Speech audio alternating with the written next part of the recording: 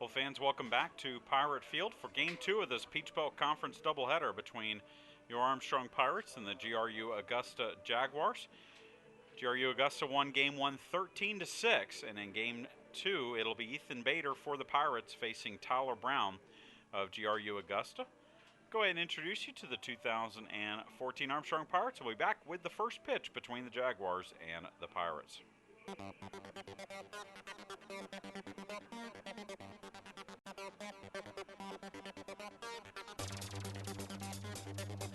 Mitchell Dolan, downtown on Halloween. The costumes are just awesome. It's hilarious. No, you gotta let me think of something better. I don't know who was what. Corey Crunk, barbecue shrimp, boiled shrimp, baked shrimp, sauteed shrimp. Zach Lance, Donald Doc Anderson. He's a Savannah institution. Give me one sec. All right, hold on. You're recording right now? Clayton Miller, Spankies, chicken fingers, and spuds. Cody Sherlin, St. Patty's Day. There's people everywhere. They dye the river green. Shrimp gumbo, pan fried, deep fried. RJ Dennard, Clayton Miller. He loves neuroscience and loves doing upper body workouts. Dalton Johnson, Sweet Melissa's at 2 a.m. Nothing tastes better at that time. It's the perfect meal. Ryan Good, Chipotle. I'm glad we finally got one. Ethan Bader, the Savannah Sand Gnats. Tyler Green, I just like that there's always something to do. Brett Madden, and there's so many places to eat. Shrimp soup, shrimp stew. Nathan Ward, Armstrong versus Savannah State rivalry. Go Pirates. Mason Hart, and I would have to say downtown Savannah on Friday and Saturday nights. Joey Lupus, Corey Crump. He is the man. Ryan Patterson, the rich history and culture. I myself like to learn things. I'm a very intellectual person, as you could say. Ryan Essenline, Candy Store on River Street. Justin Atkins, Krispy Kreme. I always get them fresh and hot. Tyler Allen, downtown because all the things to do and the history that goes along with it. Caleb Woods, Mama Ward's peanut butter cookies. Tyler Colley, the Sand Gnats. Shrimp kebabs, shrimp creole. Tyler Avra, Parker's Coffee. Just hotter and cheaper. Barry Aldridge, traffic. I love driving 30 minutes every day to go 3 miles off campus. It really gives me an opportunity to reflect on my day. Matt Wisniewski, River Street. I like hanging out downtown. Josh Larson, Bob from 106.9. Turn your knob to Bob. Shrimp sandwich. That's about it. Ethan Bader delivers a first pitch strike to J.D. Sabo as we are underway here in game number 2. Bader facing Sabo, who is in center field here in game number 2. He'll be followed in the order by Tyler Roberts, the shortstop. Hunter Boost, the third baseman, bats third. Ryan Kahn will be the DH. He will bat cleanup. Connor Gilbert, the first baseman, bats fifth. Bradley Dennis, the right fielder, bats sixth. Ross Miles, the left fielder, seventh. Justin Mee behind the plate in game 2 for the Jaguars. He bats eighth. And Rado Gonzalez, the second baseman, bats ninth as Bader gets a swing and a miss, strike 3, and Sabo out on strikes for the first out of the inning. Ethan Bader making his third start of the season. 2-0 with a 0 earned run average. He's thrown 12 innings, given up 2 hits, walked 4, struck out 18. And he faces the shortstop Tyler Roberts, who had a 4-hit game in game number 1 of our doubleheader. Bader out of Jacksonville, Florida. Third year with the Pirates. Has won 22 games in his career. That is tied for the 5th all-time in Armstrong baseball history. He defeated Voorhees 2 Sundays ago and won a 3-0 decision over Barton.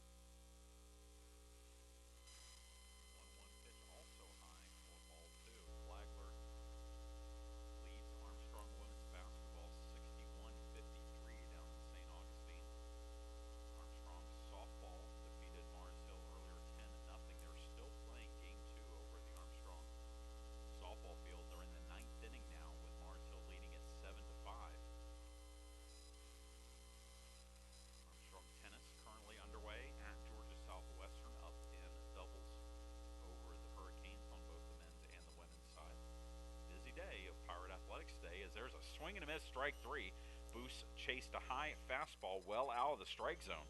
And Ethan Bader strikes out the side to begin the first. We head to the bottom of the first. Pirates coming to bat.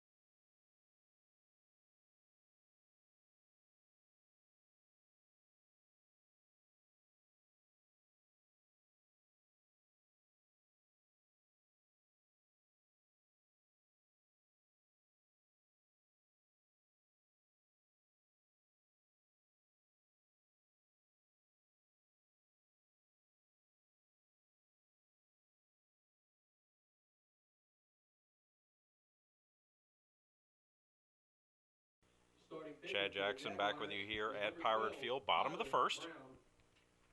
And the Pirates will face Tyler Brown, the 6'2 freshman right-hander from Statesboro, Georgia.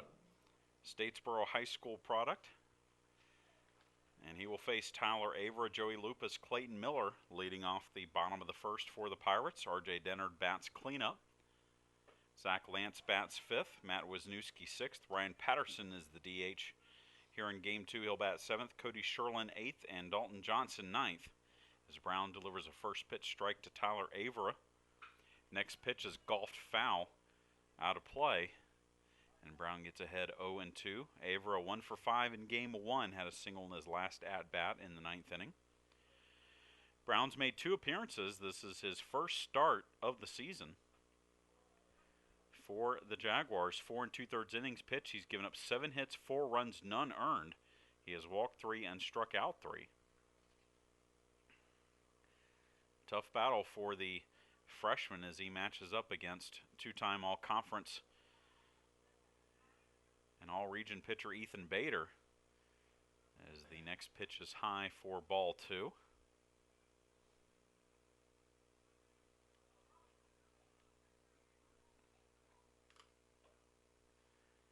Swing and a shot to short, but it's into center field. A nice diving attempt at it by Roberts, but he could not catch up to it. And Tyler Avera leads off the bottom of the first with a single. Next up the bat, center fielder, number 2, Joey Lupus. And that brings up Joey Lupus. 0 for 4 the walk in game number 1 for the junior from Savannah. Shows bunt and bunts the first pitch foul. For strike 1 does Lupus.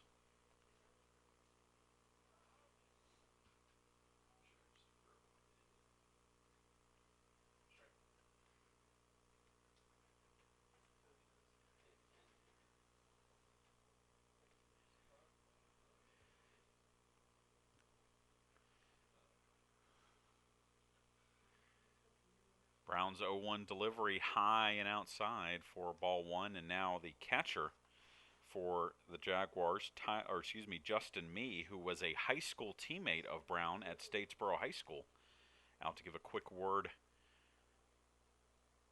to Brown.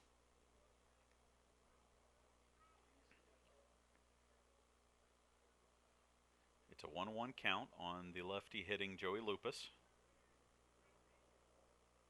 And a good pickoff move to first, but back safely is Avera.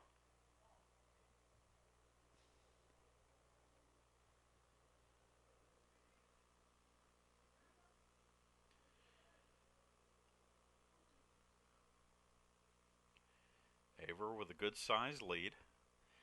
Lupus again will show bunt. The 1-1 pitch is bunted back to the pitcher. Only play will be to first, so the sacrifice is successful as Lupus moves Averill over to second. Now at the bat, catcher number 5, Clayton Miller. That puts a runner in scoring position for Clayton Miller, who had a pair of hits, also a pair of walks in game 1.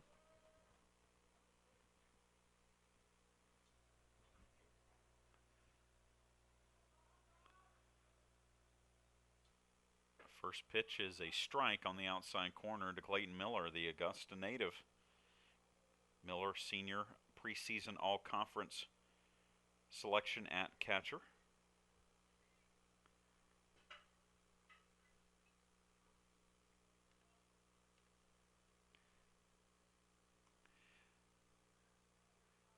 Brown looks the runner back, Averill.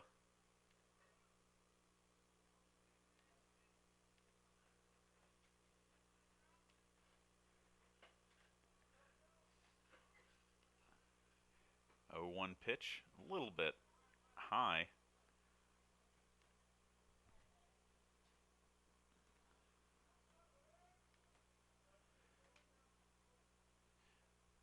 Miller hitting exactly 408 hits and 20 at-bats with 6 runs batted in.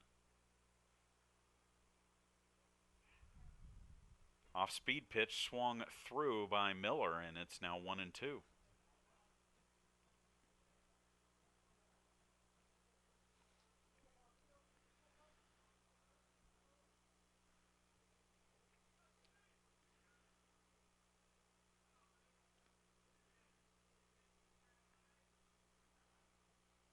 And the 1-2 pitch is a little bit low.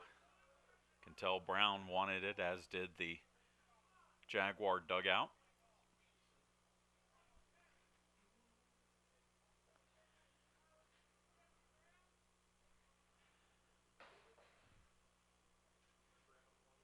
So now the 2-2 delivery will not be made, instead a bluff throw to second. St. Leo finally has ended the game over at the Armstrong softball field, defeating Mars Hill 8-7 in 9 innings. As that pitch is in tight for ball 3. So Armstrong will face St. Leo now starting in about 25 minutes, so about a 3:20 first pitch for the Lions and the Pirates. The 3-2 delivery from Brown is high, ball 4, and Miller draws his 3rd walk of the day and 1st of the game. And it puts 2 on with 1 out for R.J. Dennard. Now up the bat, first baseman number 32, R.J. Dennard.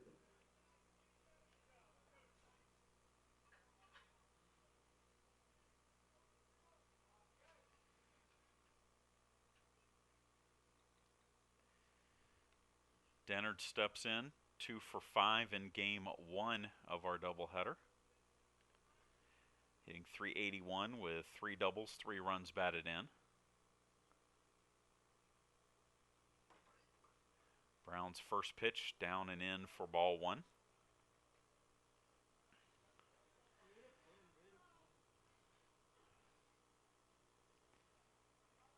In last year's season series at Lake Olmsted Park in Augusta, the Jaguars won game 1. Pirates came back to win game 2, and then the Jaguars took the 3rd game.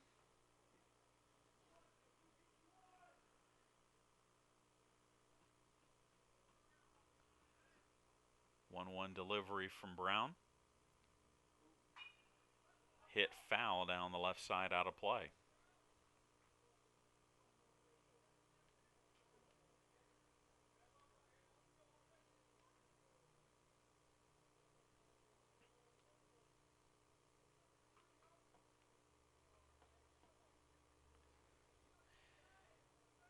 Tyler Averill on at second. Clayton Miller on at first. Shot into right center field. That's going to be a base hit. The Pirates are going to take the lead as that one gets all the way to the fence. Clayton Miller hustling around third. He will score without a throw, and it's a 2-run double for R.J. Dennard, and the Pirates lead for the first time in 27 innings. It's 2-0 on the hit by R.J. Dennard. Fourth double of the year for Dennard. Now up the bat, third baseman, number 4, Zach Lance. And that will bring up Zach Lance.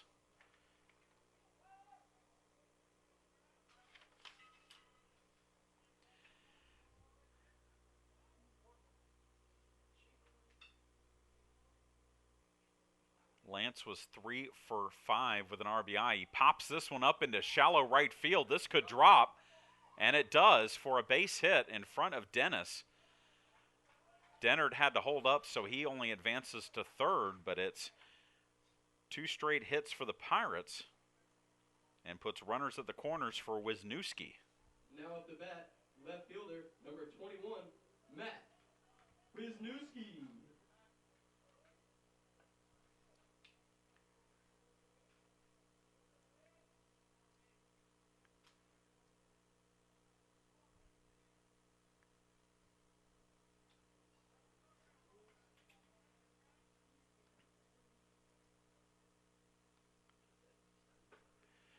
First pitch to Wisniewski is a strike at the knees.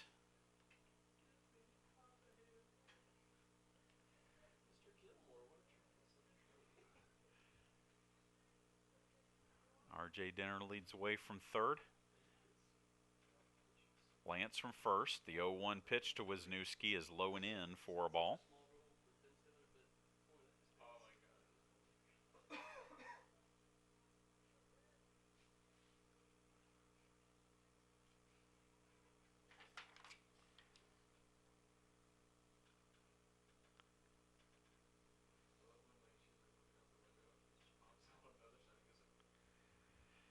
Throw over to first, and back safely is Lance.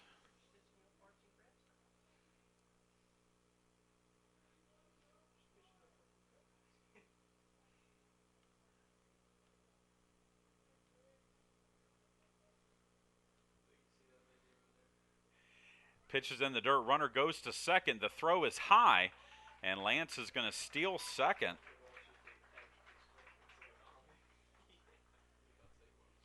So Zach Lance moves himself into scoring position, his first stolen base of the year.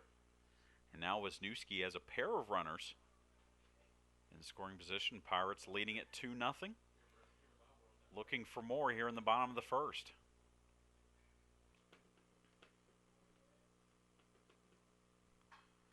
Little check swing dribbler over to Brian English, the assistant coach for the Pirates, manning the third base coaching box today. Graduate assistant Chris Bass on at first in the coach's box. 2-2 count now. The pitch from Tyler Brown, high, and it's 3-2.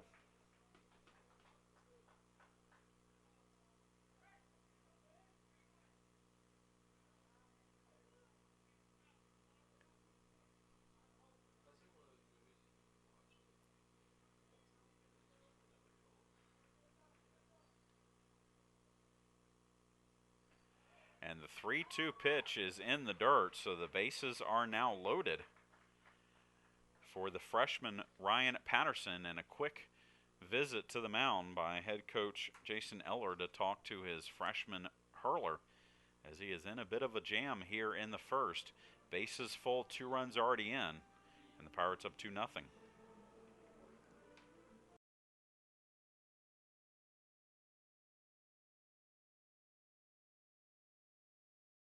I'm a mother of 4, so walking into the classroom was like being at home. Teaching is about building that relationship with your students. That's something that I really learned while attending Armstrong.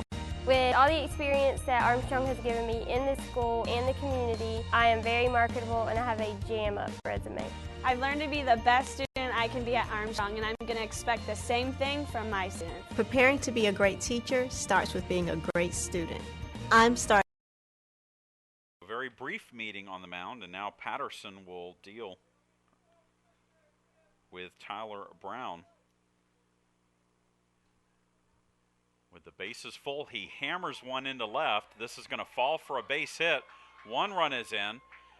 Play at the plate is not in time, and scoring is Zach Lance. It's a 2-run single for the freshman Patterson, and the Pirates lead it 4-0.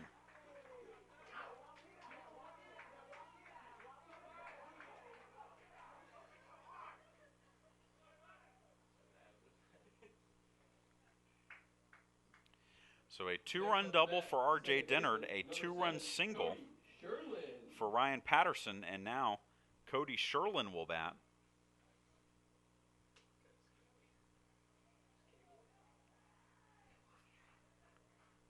And some activity beginning in the GRU Augusta bullpen. As Sherlin hits this one into right field, that is a base hit. They're going to hold the runner at third. They actually threw to first. Now they've got a runner at third out, and that is Matt Wisniewski. And Wisniewski rounded third when they threw to first to try and get the runner. So it goes 3-5. Wisniewski out at third. That's the second out of the inning.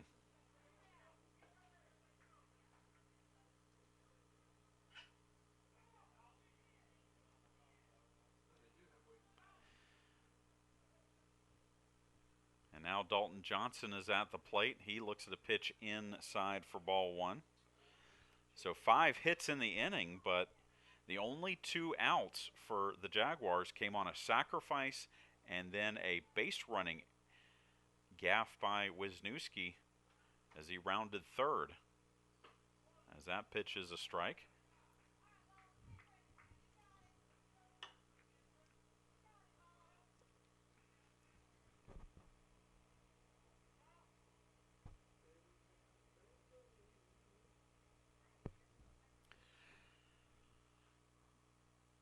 The pitcher in the bullpen for the Jaguars is Will Robertson, a 6-foot freshman from Decatur. As the Pirates have put up a 4 spot here in the first. Off-speed pitch is low for a ball, and it's 2-1 now on Dalton Johnson. Johnson appeared as a pinch hitter in our first game and drove in a run with a single.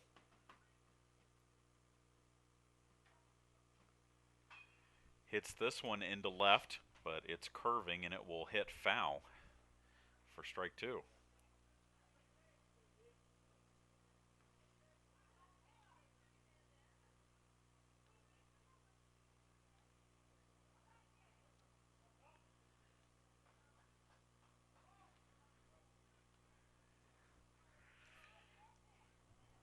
Johnson, the 9th hitter in the inning to bat for the Pirates.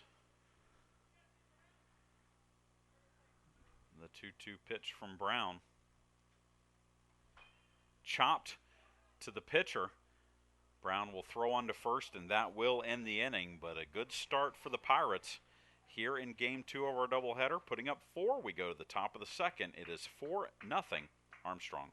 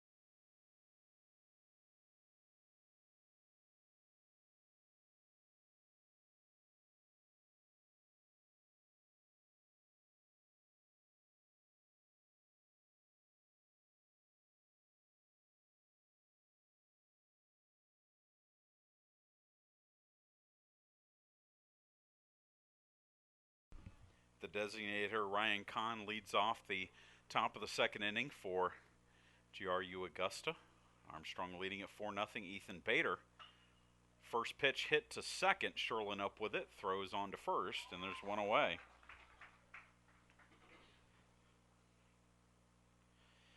Bader struck out the side in the first and watched his teammates stake him to a 4-run lead. Connor Gilbert. As now Connor Gilbert will step to the plate.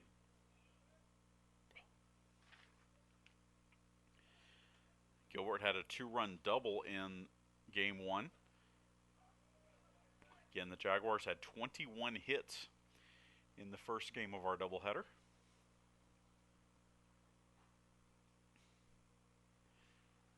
Pirates had 15, so the Pirates, even though it didn't come back in that first game, started to hit the ball well towards the end of the game, and you can tell that sort of carried them into the second game of our doubleheader as they came out in the first inning and got plenty of good hits against the freshman Brown. 0-2 pitch, called strike 3, and Gilbert looks at strike 3, fourth strikeout for Bader. And quickly 2 down here in the second. Number 22, Bradley Dennis. As that brings up Bradley Dennis. Dennis had a triple in game 1. He was 1 for 5. And he gets this one into center field, so Dennis has his first hit of the game, second of the day, and it gives the Jaguars a 2-out base runner.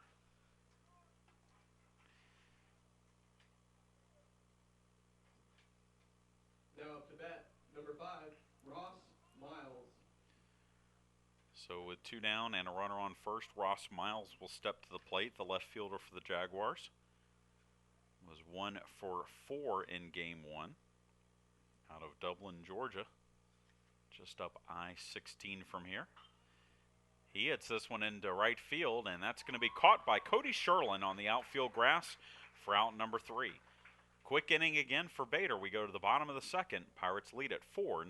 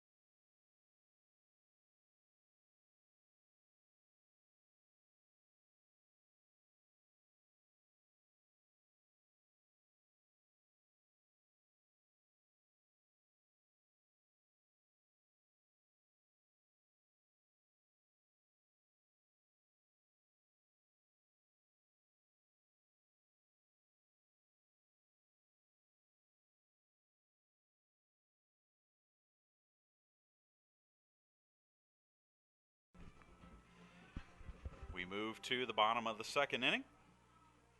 And top of the order for the Pirates with Tyler Avera leading things off. Shortstop number 27, Tyler Avera. Facing freshman Tyler Brown. Rocky first inning for Brown. We'll see how he fares here in the second. As Avera shows bunt, takes a pitch that's in the dirt for a ball. Avera singled and scored in the first.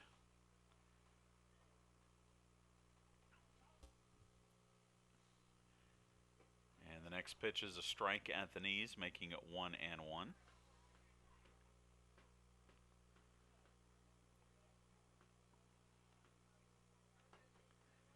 1-1 pitch hit in the air to left field. This one is carrying, but not far enough. Center fielder Strays over into the gap. J.D. Sabo, he will make the grab for out number 1.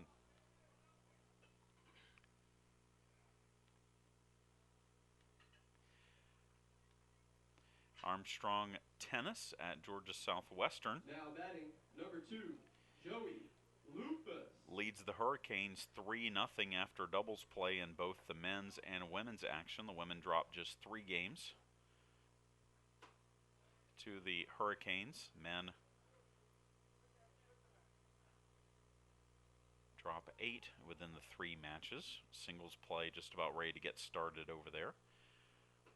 0-1 pitch to Joey Lupus, a strike again, and Brown quickly gets ahead of Lupus here. 0-2, Lupus executes a successful sacrifice in the second.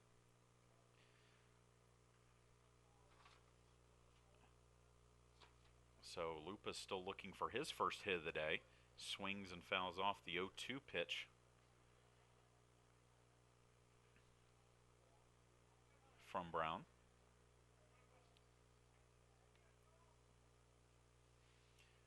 And the 0-2 pitch this time is down in the dirt for a ball. 4-0 Pirates lead after GRU Augusta took game 1 13-6. Wind continues to gust here at Pirate Field, blowing out to left center.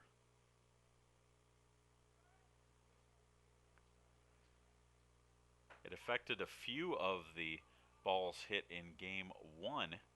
Nothing like the game that we thought we were going to see when back in 2007 Armstrong played Augusta State in similar conditions with winds gusting out. The Pirates in that game hit an NCAA Division II record 3 grand slams, winning 27-9. Coming out to the field today, we kind of thought that might happen again, but even though there were a ton of hits in the game as Lupus strikes out looking,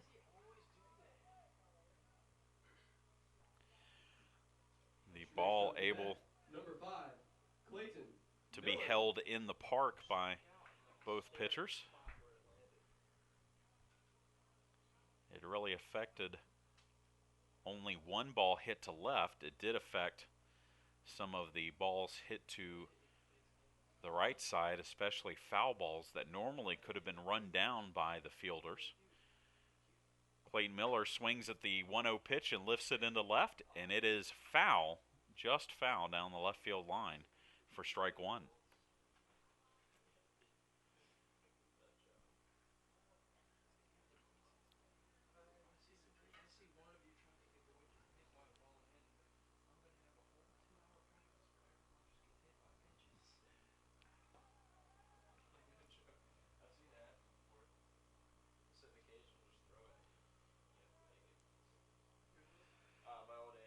So the 1-1 pitch upcoming from Brown to Clayton Miller.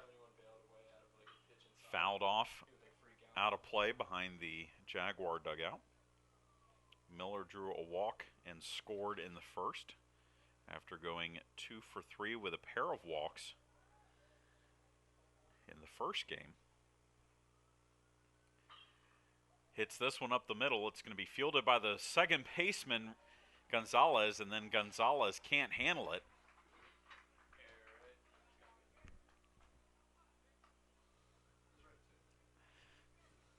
Now at the bat, first baseman number 32, R.J. Dennard. So R.J. Dennard will bat now with a runner on first and 2 out. Dennard drove in a pair with a double in the first inning. Takes a strike here from Brown, and it's 0-1.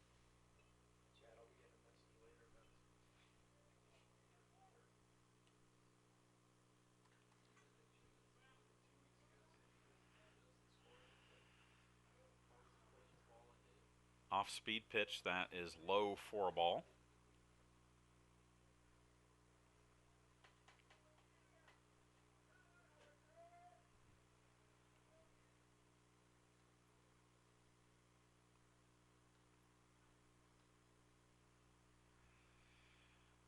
One pitch down and away for ball 2. the junior from Soperton, Georgia, R.J. Dennard. Moving into that cleanup spot in the order this season.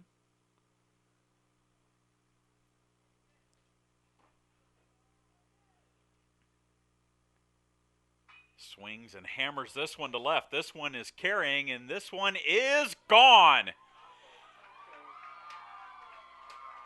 Two-run home run for R.J. Dennard, the first home run of the year for the Pirates, and Armstrong now leads it 6-0.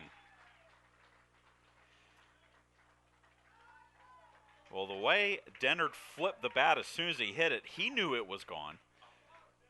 Home plate umpire not as certain. He waited for a while before making the call, but that one out of here. And it's now 6-0 with Zach Lance coming to the plate.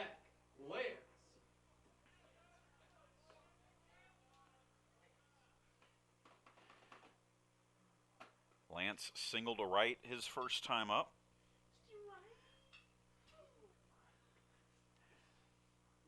Later scored on the two-run single by Patterson.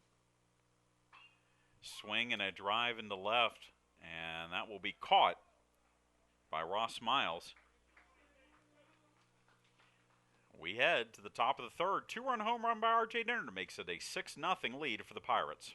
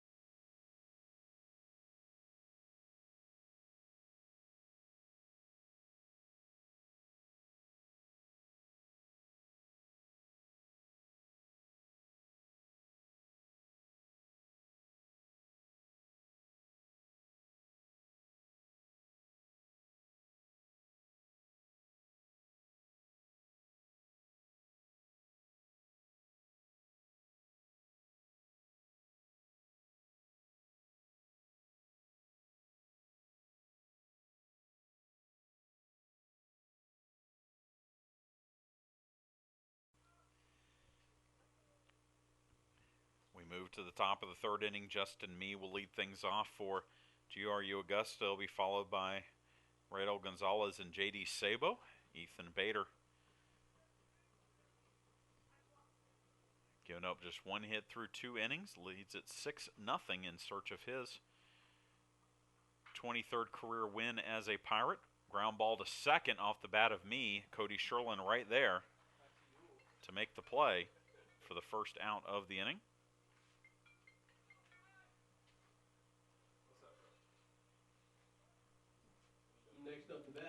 That brings up Radel Gonzalez, the second baseman, the only Jaguar player without a hit in Game 1 among the starters. He's 0 for 5. Looks at a pitch upstairs for ball 1. Gonzalez out of Miami, Florida. Played at Darton College. A 1-0 pitch in the dirt for a ball, and it's now 2-0.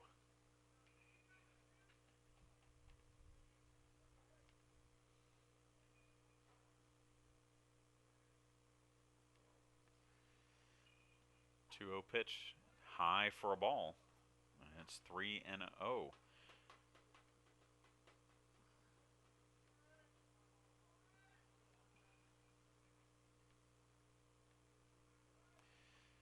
And the 3-0 pitch right over the plate for a strike. Right now, Bader is tied with Al Oddie and Bill Gerhart on the all-time win chart. One win today would move him into a tie for 4th with Joey Williams, who pitched at Armstrong from 1997 to 2000, won 23 games in his 4-year career. The all-time wins record is 29, held by Ricky Meeks from 1983 to 86. 3-2 pitch fouled off by Gonzalez. So if Ethan Bader wins double digits, or reaches double digits and wins this season, he will become the first Armstrong pitcher to record 30 career wins. 3-2 pitch, upstairs, ball 4, and Gonzalez is on with the one-out walk.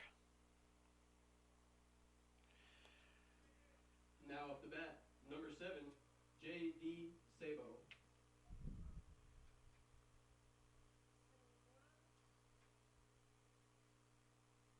That brings us back to the top of the order for J.D. Sabo, strikeout victim of Bader in the first. First pitch fouled off the screen for strike 1. Sabo 3 for 4 in game 1.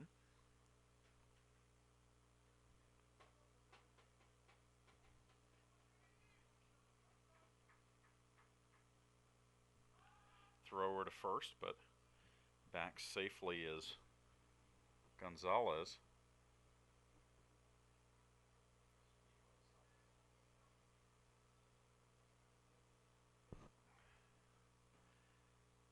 Oh, 1 pitch called strike. And it's 0-2.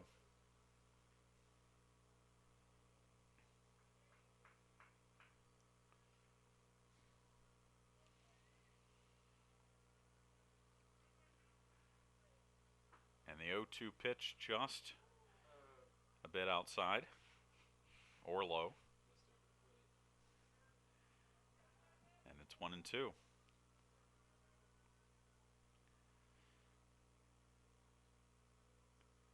Throw over to first again, but Gonzalez back easily.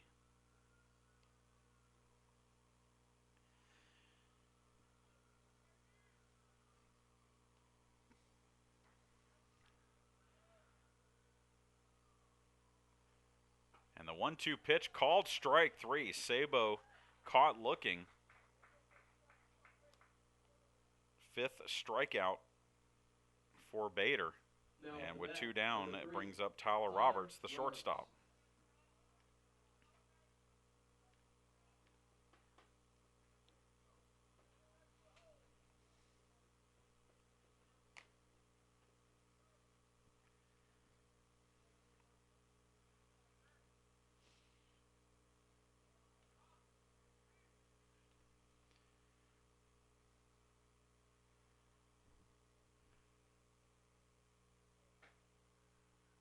First pitch is high and tight from Bader. Took a little extra time before delivering that pitch.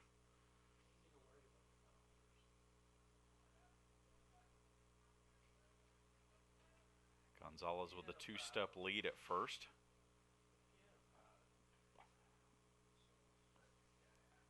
Another throw over to first, though, will chase him back to the bag.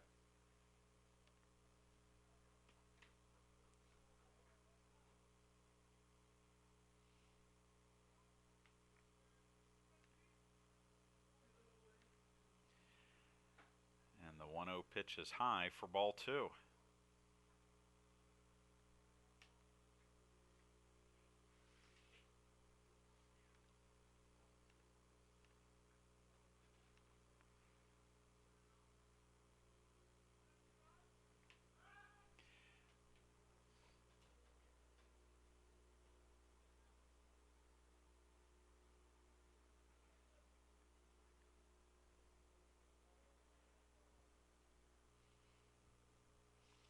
Two balls, no strikes. Bader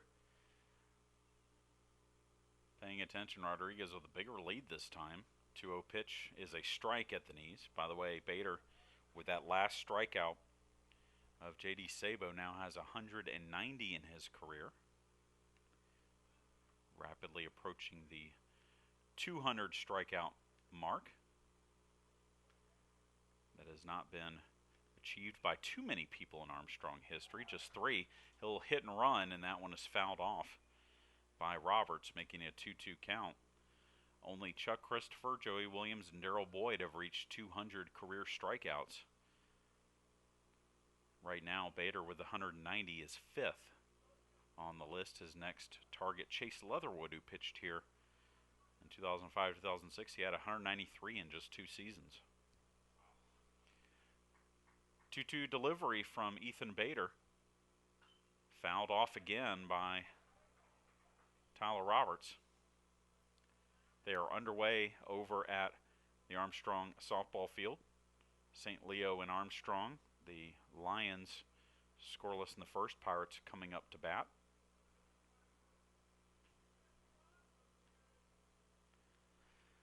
Two-two delivery from Bader.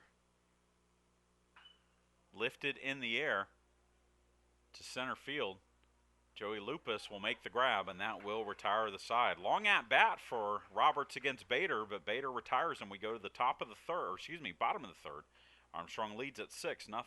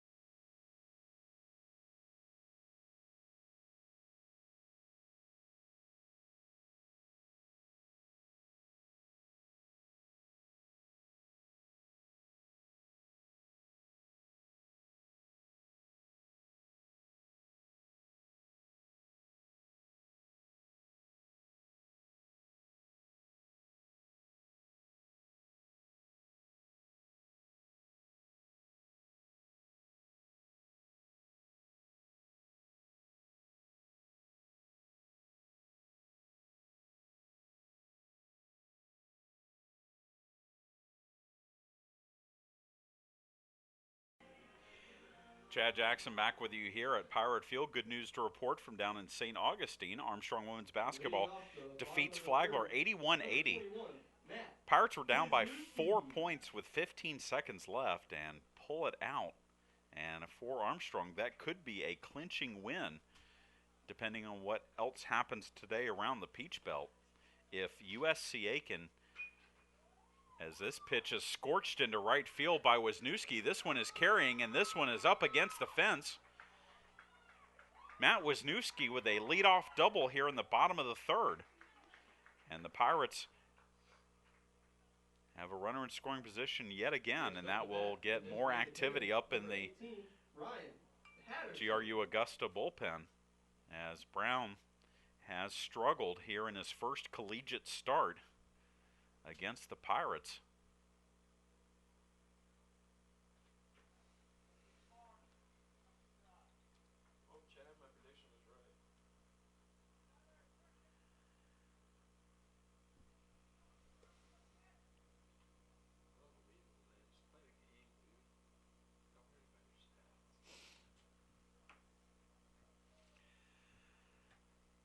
So now Ryan Patterson bats. He singled in a pair of runs. Pops this one up in the infield, though. Brown will give way to the third baseman, Boos, and Boos will make the grab for out number 1.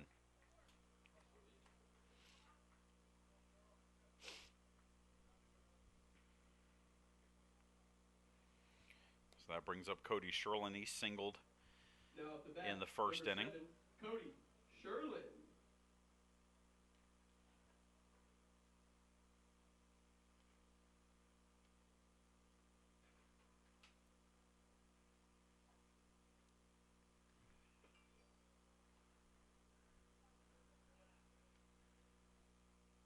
First pitch to Sherlin is down and away for a ball.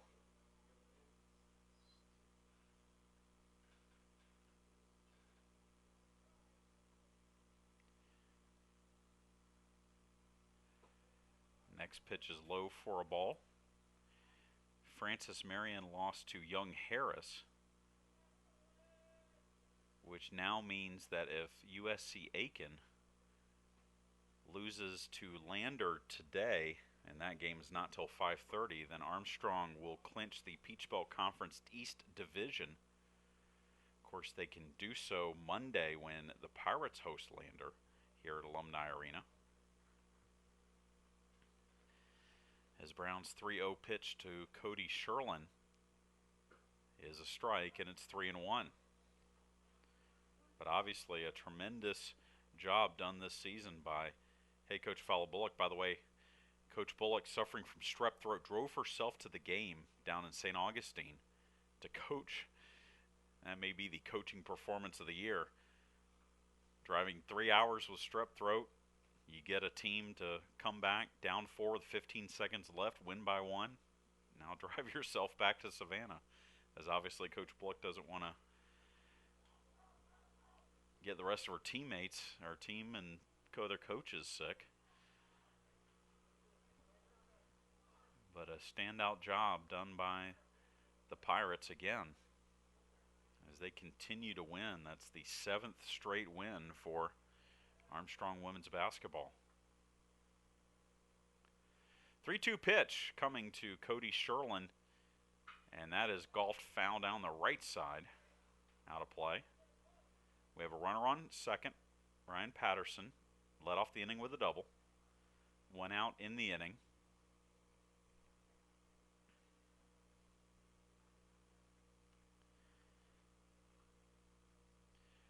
The 3-2 pitch coming from Tyler Brown, and time is called by Sherlin. Armstrong softball up 1-0 on St. Leo, or excuse me, 2-0 on St. Leo. Fielder's choice and a Haley Ellis single giving the Pirates an early lead over the Lions. That pitch is low, and it's ball 4. And you have to wonder now how much longer head coach Jason Eller will go with his freshman, with Dalton Johnson at the plate.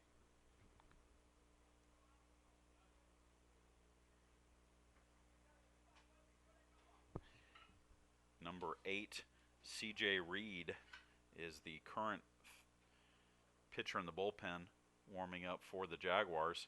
Bunt by Johnson is foul. Johnson trying to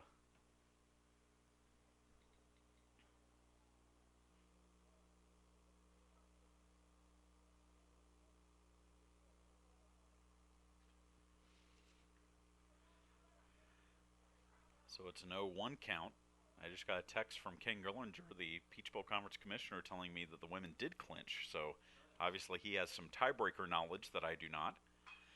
Lifted in the air off the bat of Johnson, foul down the left side.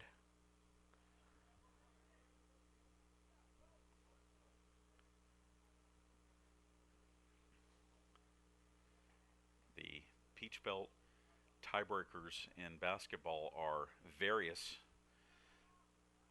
Sometimes you have to go 3-4 deep as Johnson fouls that one off out of play.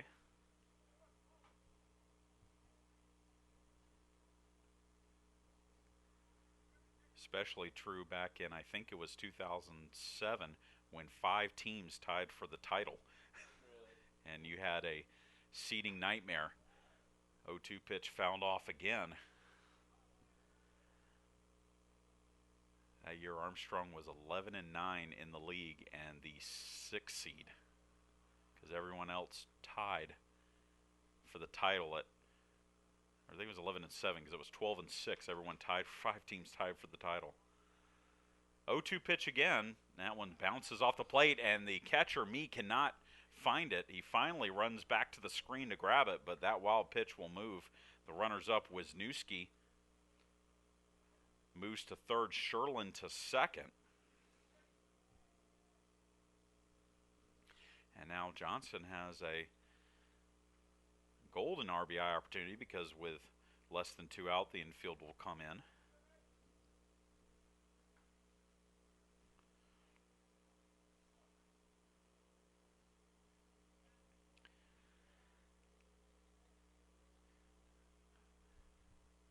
Brown from the stretch, and now time called by Johnson.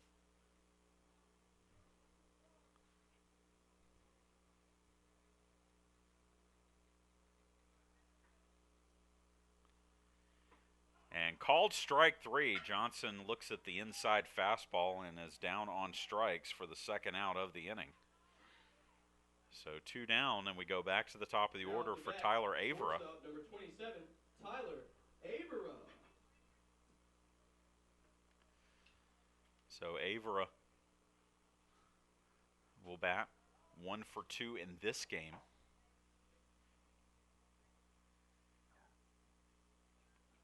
First pitch to him is a strike.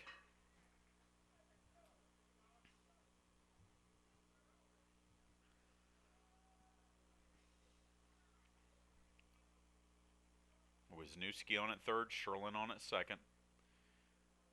0-1 pitch, grounded up the middle. That's going to be a base hit. Wisniewski will score.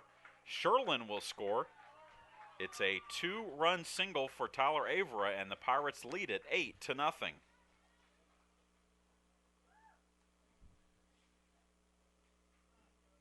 Next up to bat, center fielder number 2, Joey Lupus.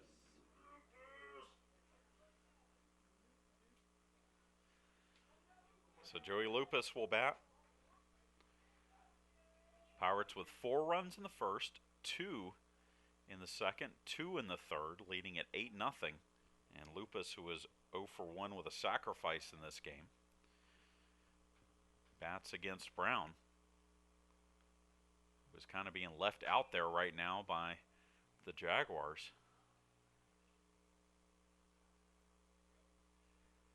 8 runs, 8 hits, and 2 2/3 innings for the freshman right-hander.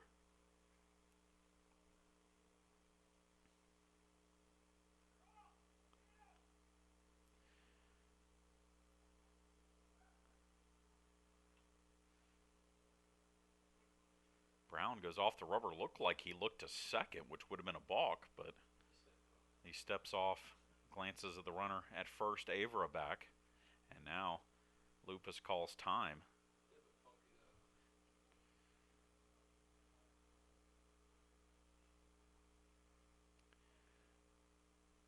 Now a snap throw to first, closer than probably Avera thought it would be, but he's back safely.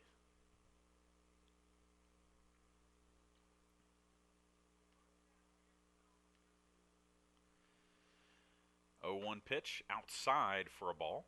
By the way, the text back from King Grillinger says indeed that the tiebreakers all fall in favor of the Pirates. So your Armstrong women's basketball team are Peach Belt Conference East Division champions with 3 games left to play.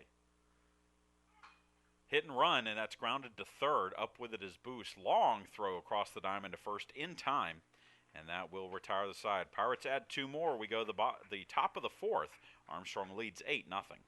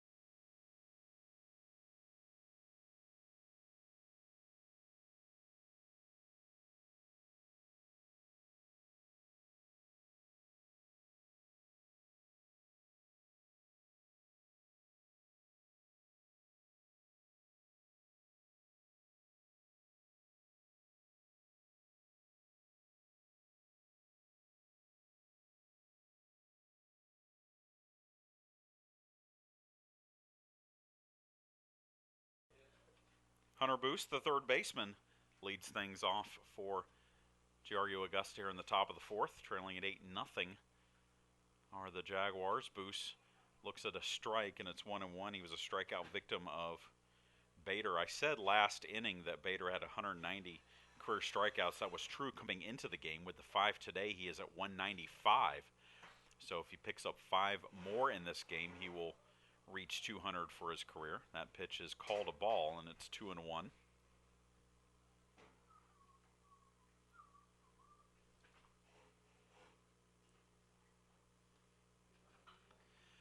Foul ball off the bat of Boost makes it 2-2.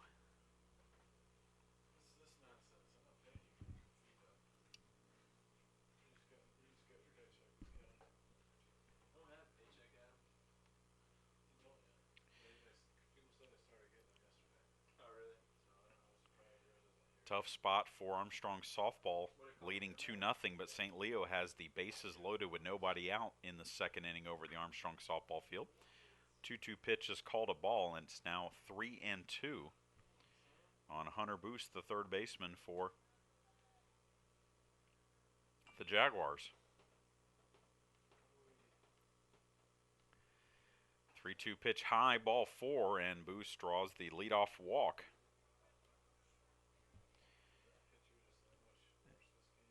And that brings up the designated hitter, Ryan Kahn.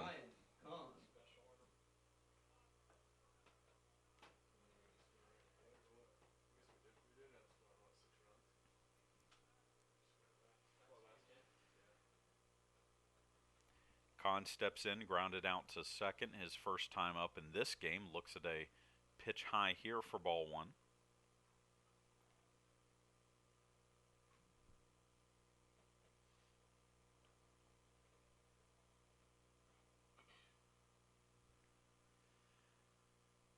Pitch also high, and Bader now struggling a little bit with the strike zone here in the top of the fourth, again leading it by 8.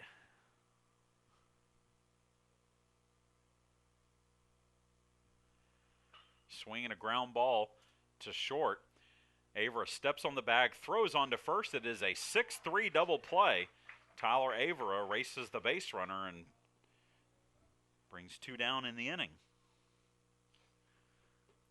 First double play turned by the Pirates today. Now at the bat, number 21, Connor Gilbert.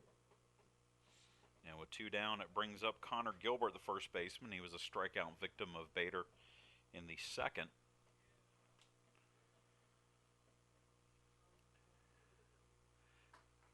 First pitch is called a strike.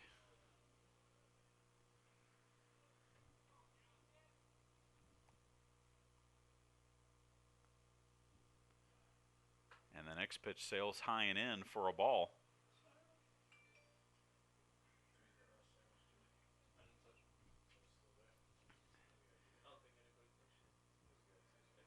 And the Pirates softball gets out of the bases loaded, no out jam with 3 pop-ups induced by pitcher Lacey Walker. They head to the bottom of the second, 2-0 Armstrong.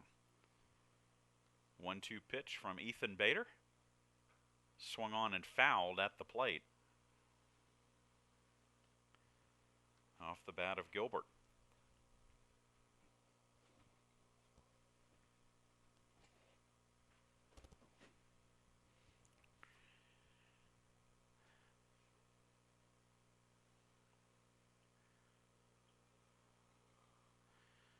The 1-2 pitch again from Bader, high for ball 2. Same 2 teams tomorrow, 1 p.m. to wrap up the series.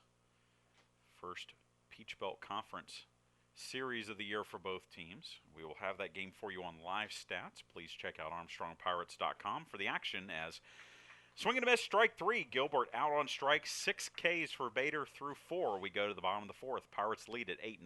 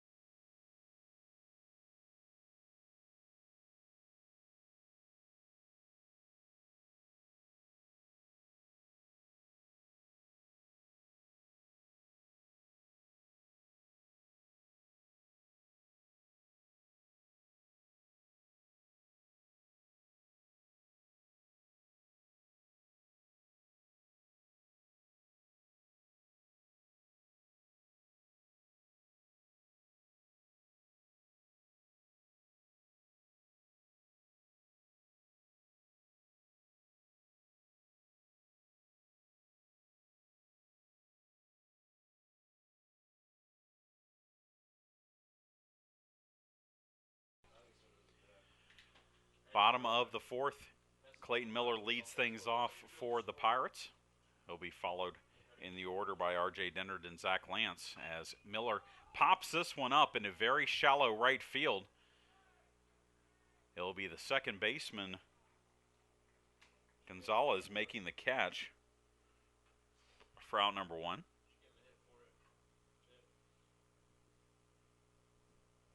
Now up the bat, first baseman number 32, R.J. Dennard.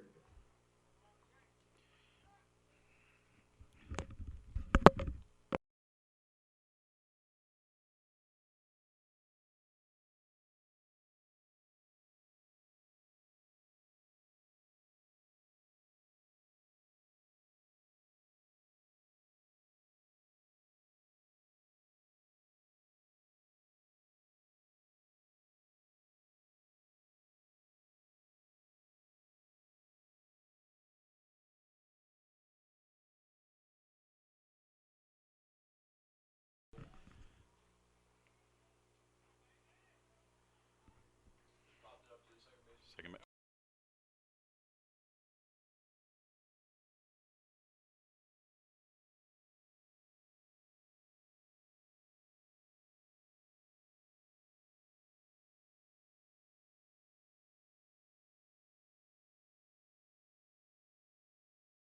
R.J. Dennard pops up to second base for the second out of the inning. The new pitcher, by the way, we have a jersey change. It's not the number on the roster for Bryson Stack, but it is Bryson Stack on the mound. The junior from Augusta, Georgia, induces a pop-up over in foul territory. Dennis gives chase, but he will not be able to catch up to it, so Lance has a 0-2 count. Bryson Stack relieves the starter, Tyler Brown, who went 3 innings. Stack making his second appearance of the year. He's thrown 2 innings of 1-hit, 1-run ball in his previous outing.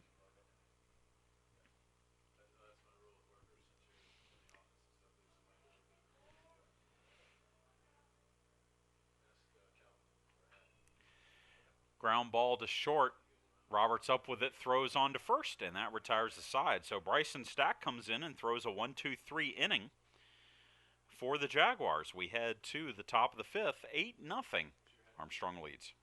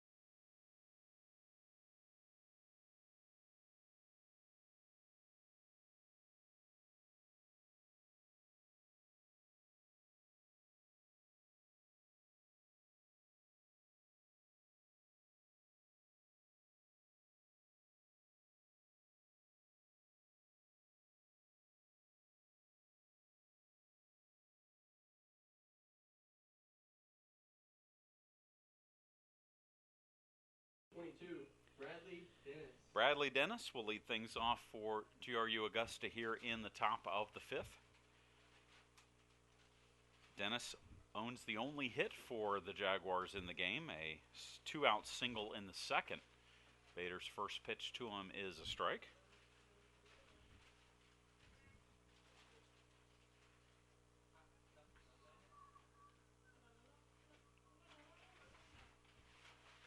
And then a swing and a miss makes it 0-2 to the right fielder.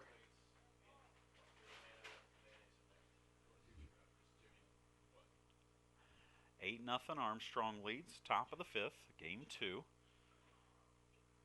What's been a busy day of athletics around the the Pirate Department. Armstrong women's tennis has clinched a win over Georgia Southwestern over in Americas, by the way. Called strike 3, and Dennis is sent back to the dugout. Bader's 7th strikeout of the game. And with one down, it brings up the left fielder, Ross Miles.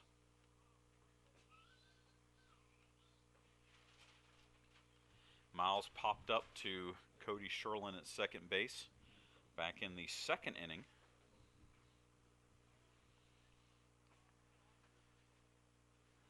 Off-speed pitch from Bader is right over the plate for a strike.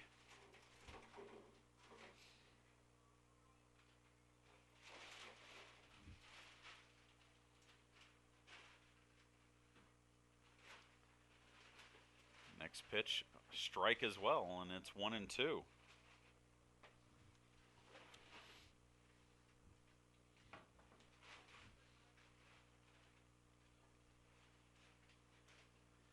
O2 pitch poked to short. Tough play for Aver. A long throw will not be in time. That'll be an infield hit.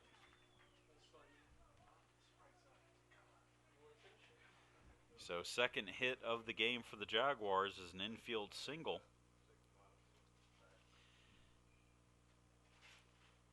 And it brings up the catcher Justin Mee, getting the start here in game 2. After Ryan Kahn caught game 1 for the Jaguars, Mee came into the game with 1 hit in 12 at-bats, grounded out to second to lead off the 3rd inning. First pitch to him is a strike.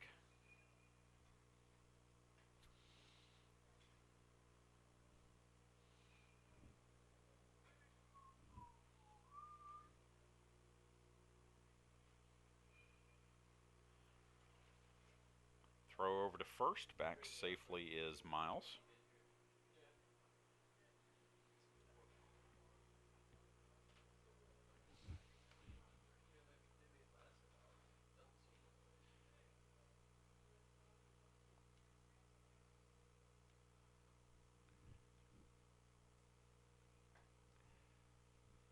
The 0-1 pitch is a ball.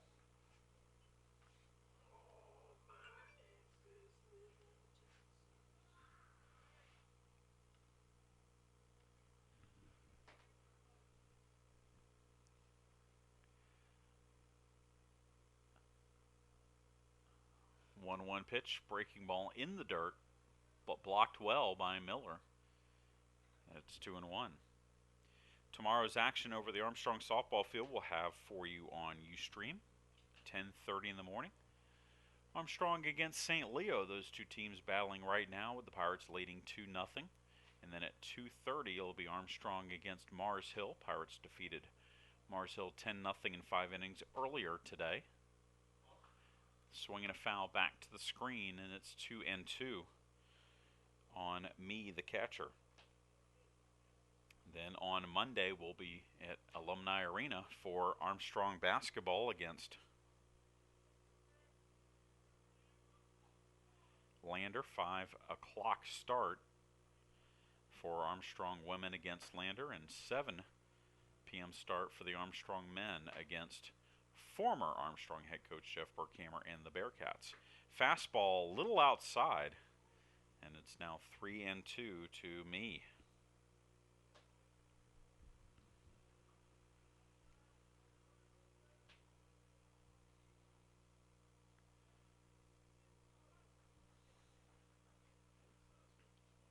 We'll see if they start the runner from first with just 1 out. The full count pitch coming from Bader.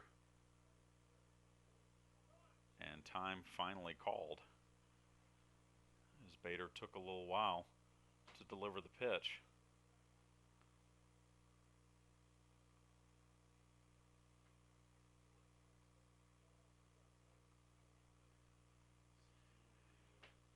Three-two pitch swung on and just got a piece of it.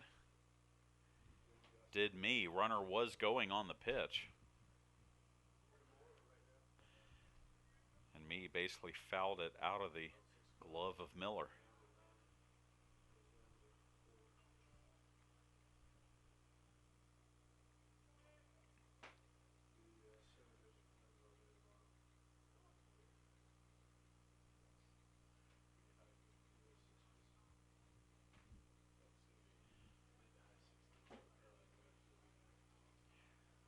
Just now 4 o'clock here in Savannah. As the 3-2 pitch is grounded up the middle, and that's going to get through into center field for a base hit. So back-to-back singles for the Jaguars here.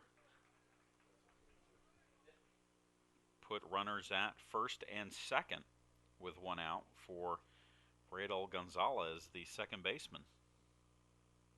Next up to bat, number 2, Radel Gonzalez.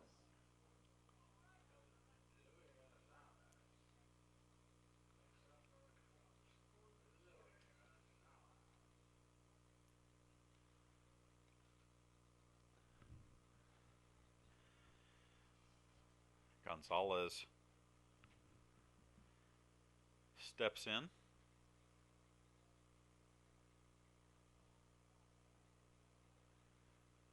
And now calls time and steps out of the batter's box. Gonzalez 0 for 5 in game 1. Drew a walk back in the third in the second game. Looks at a strike from Bader here, and it's 0-1.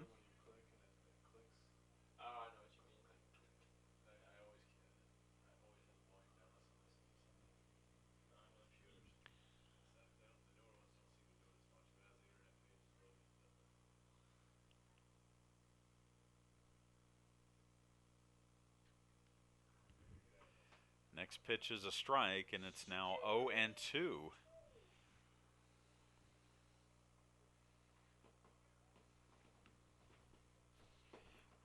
Two on, 1 out. Top of the 5th. Pirates scored 4 in the first, 2 in the second, 2 in the third.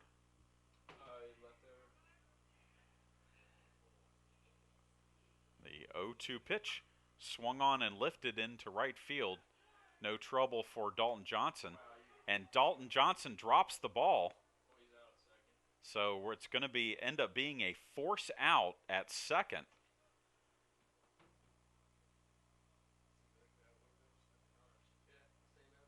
So runners at first and third with 2 out. Score it 9-6 on the fielder's choice. Now up to bat, number 7, J.D. Sabo.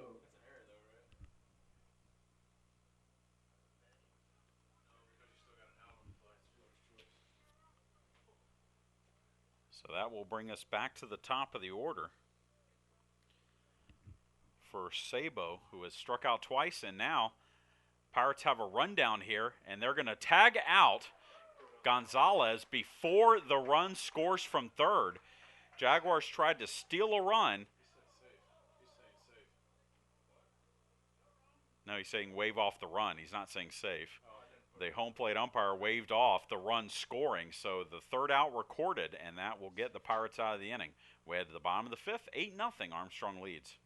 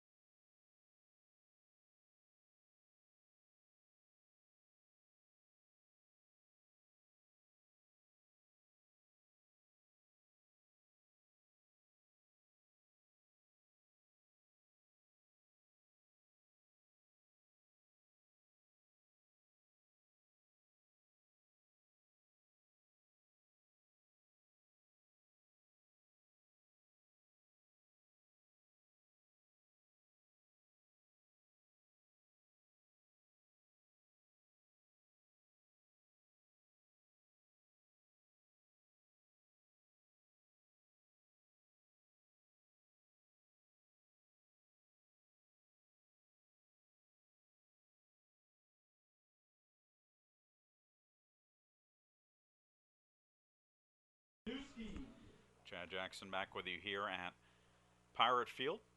We move to the bottom of the 5th. Bryson Stack begins his second inning of work. The righty faces the lefty Matt Wisniewski and delivers a first pitch strike. Stack worked a 1-2-3 fourth in relief of the starter Tyler Brown. By the way, Brown went 3 innings, gave up 8 hits, 8 runs, 6 earned, walked 3, struck out 2.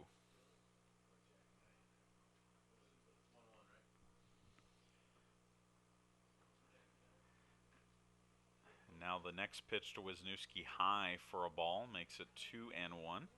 Wisniewski has walked and doubled in this game.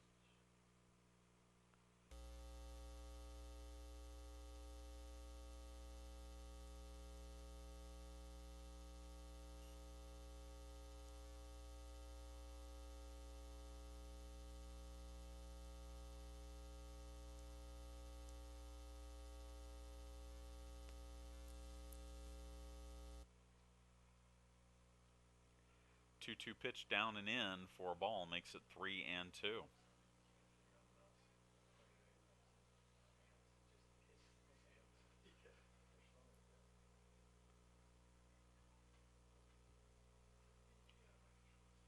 And the 3-2 pitch is, or excuse me, it was the 2-2 pitch was high, so now it's 3-2.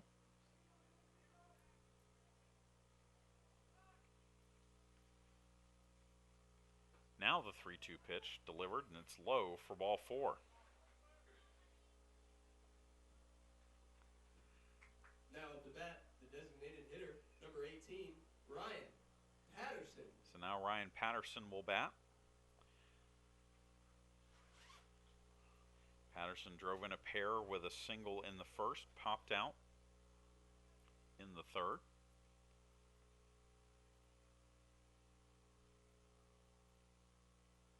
Big swing and a miss at the off-speed pitch from Stack, and it's 0-1.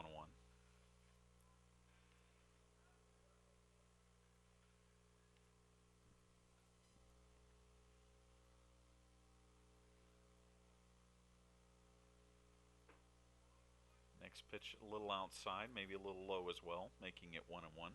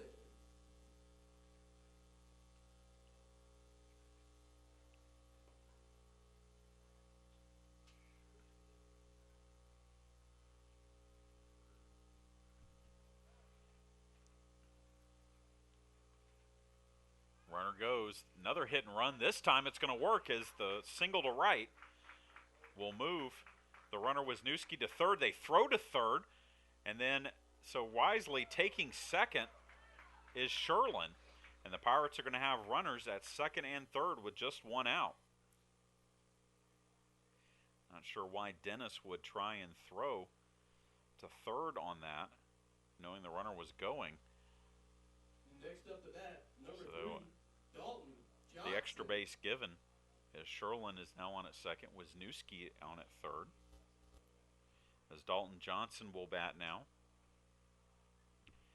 Johnson 0 for 2 in this game. Had a pinch hit RBI single in the first game. And with the infield in,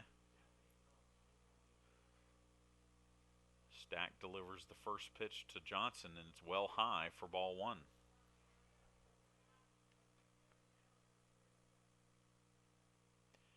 Through 3 over the Armstrong softball field. Pirates lead at 2-0.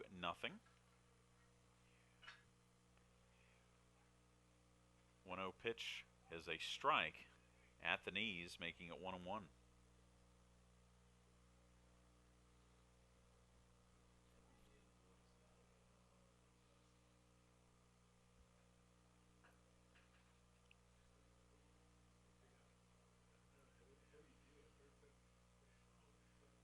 1-1 pitch well high, taken for a ball.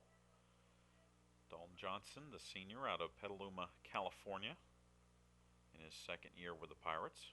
Also writes extensively for the Armstrong student newspaper, the Inkwell. Swinging a pop-up into left field, and that's going to fall for a base hit. It's going to be a 2-run single to left, and the Pirates now lead it 10-0.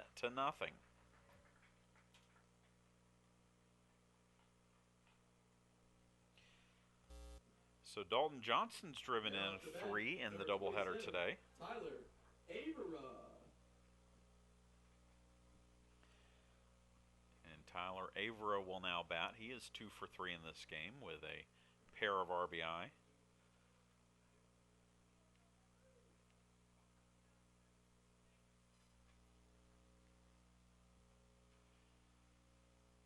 Avera looks at a strike.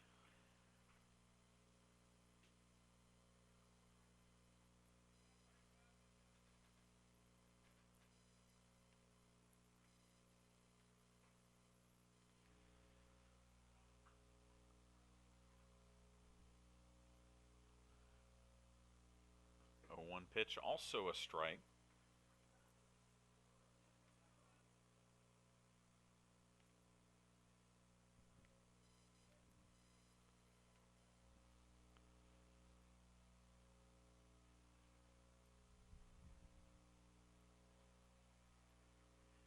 Big swing and a miss, and Aver almost comes out of his shoes on that swing, but it's a strikeout for Stack in the second out of the inning.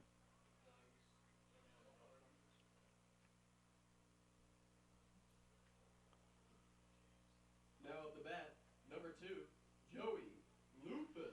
So that brings up Joey Lupus.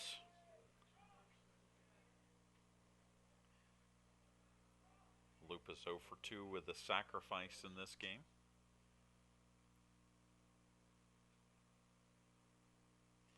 Swings and hits this one to second. Gonzalez will throw on to first. That will retire the side. Pirates tack on 2 on the 2 RBI single by Dalton Johnson. We are through 5 here at Pirate Field. 10-0 Armstrong.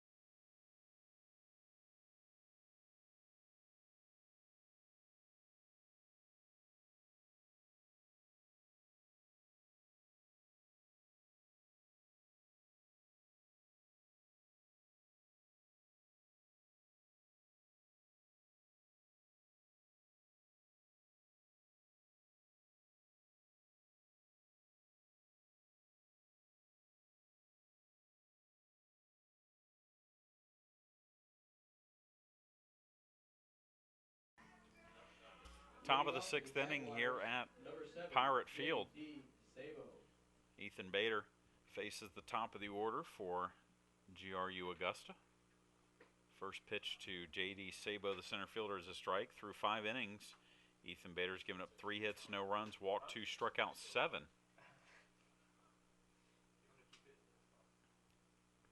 Sabo has struck out twice against Bader. Lifts this one into left field. This one is carrying. This one could be gone. And it is. It is a solo home run for J.D. Sabo. That's the first home run of the year for the Jaguars. And it is now 10-1. It's the first earned run that Bader has given up in the 2014 season. So that ends his consecutive scoreless inning streak at 17.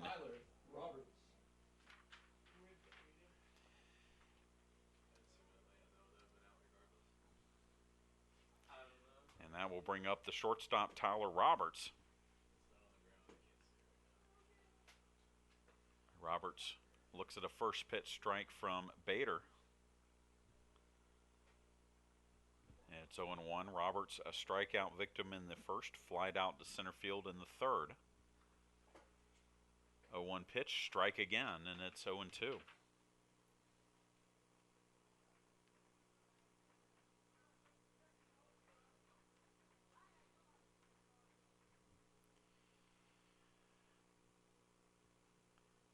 No balls, 2 strikes.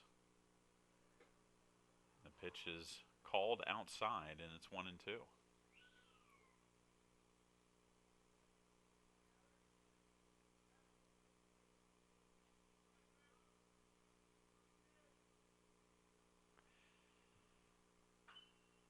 Foul ball out of play, keeps the count at 1-2. St. Leo just hit a 3-run home run to take a 3-2 lead over the Pirates over the Armstrong softball field.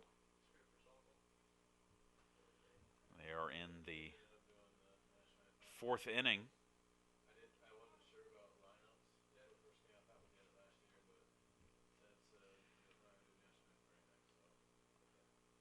1-2 pitch, grounded into left field. That is a base hit.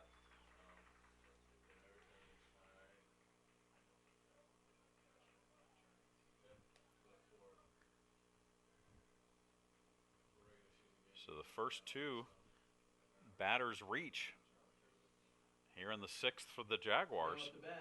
The home run by Sabo, the single by Roberts, and it brings up the third baseman Hunter Boos, who has walked and struck out in his 2 plate appearances in this game after he had a 4-hit day in game 1.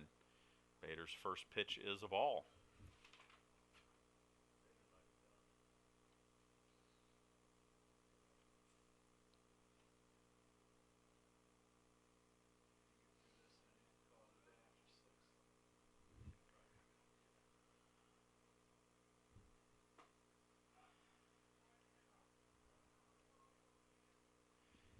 All right, so apparently what I saw over at the Armstrong softball field was not a home run by St. Leo. Apparently it was a home run by the Pirates.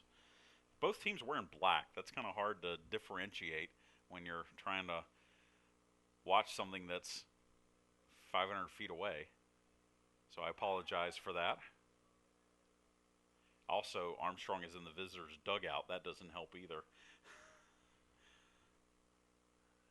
I love tournament softball.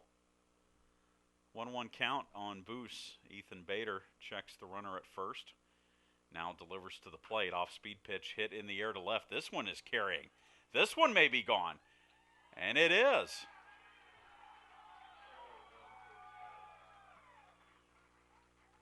Two home runs for the Jaguars here in the 6th, and all of a sudden it is a 10-3 game, and Bader has yet to record an out here in the 6th. It was Haley Ellis, by the way, with that home run for the Pirates leading off the inning. Next up the bat, number 33, Ryan Kahn.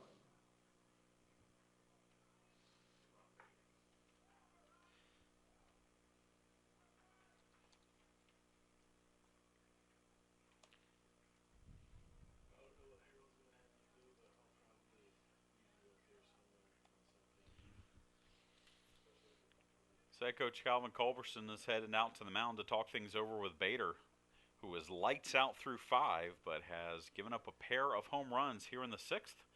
We'll step away for a moment and come back. You're listening to Pirate Baseball. Getting a job in healthcare is extremely competitive, and I needed an edge. I believe what gave me my confidence is the in-depth and thorough preparation from this program. What I really love about this program is that I get to work with real patients and get hands-on experience. Armstrong is a very close-knit community. I've gained friends, colleagues, and mentorships that are going to last a lifetime. You're going to like the teachers, you'll like the students, you'll like the campus. Everything about it's great. I'm starting strong and hitting the ground running.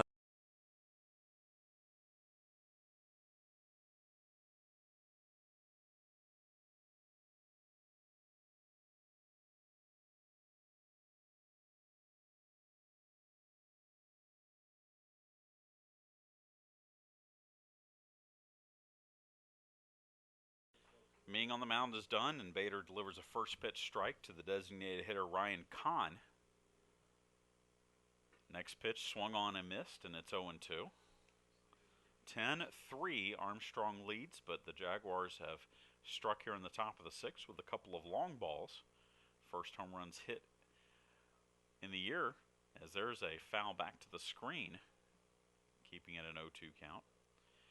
J.D. Sabo led off the inning with a home run. Tyler Roberts singled. Hunter Boose followed with a 2-run shot. And that's where we stand here. 0-2 pitch coming. Off-speed pitch, swung on and missed. Throw down to first is in time. The home plate umpire signaled that the catch was not made by Miller, and Miller didn't see it or didn't recognize it. Number 21, Connor Gilbert. But he did throw down to first in time, so the strikeout recorded, and now it brings up Connor Gilbert, who has struck out twice against Bader. First pitch is a strike.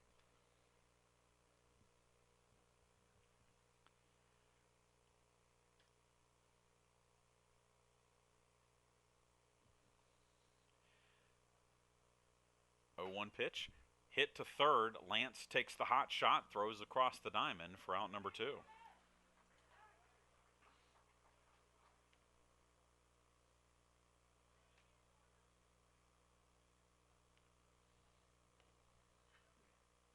Now up the bat, number 22, Bradley Dennis. So that brings up Bradley Dennis.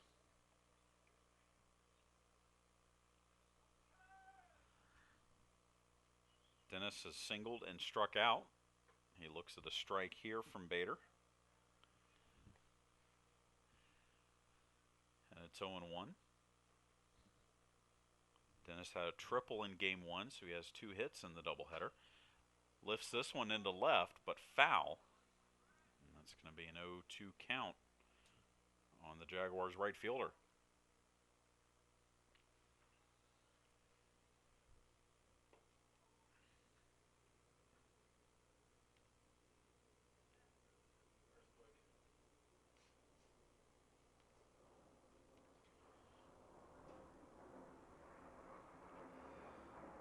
The 0-2 pitch from Bader, grounded to first. Dennard will take it on the high hop, step on the bag, and that will retire the side. So the Jaguars get 3 runs on the pair of homers, but Bader sets down the next 3 batters in order. We head to the bottom of the 6th, 10-3 Armstrong.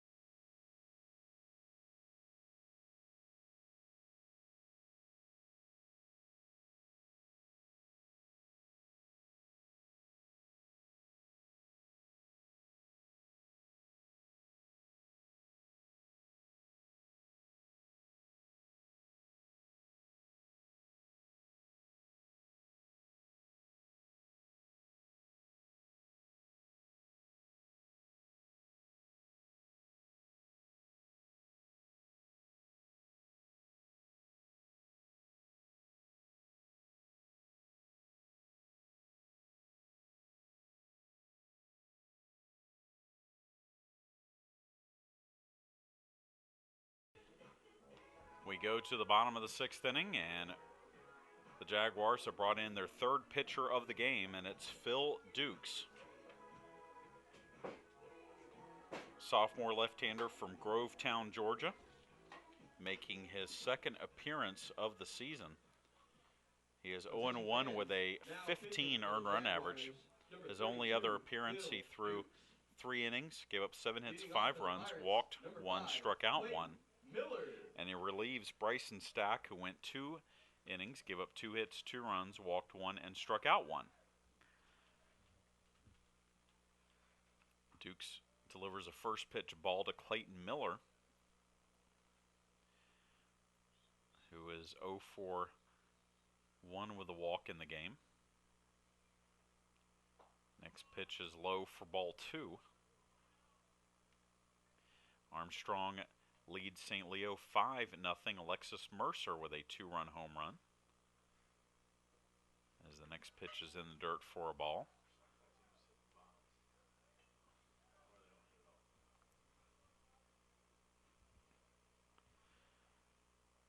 And now the 3-0 delivery from Dukes is a strike, and it's 3-1. Armstrong men's basketball leads Flagler 38-35, about 3.5 minutes to go in the first half down in St. Augustine. Swinging a ground ball foul down the third base side makes the count full on Clayton Miller.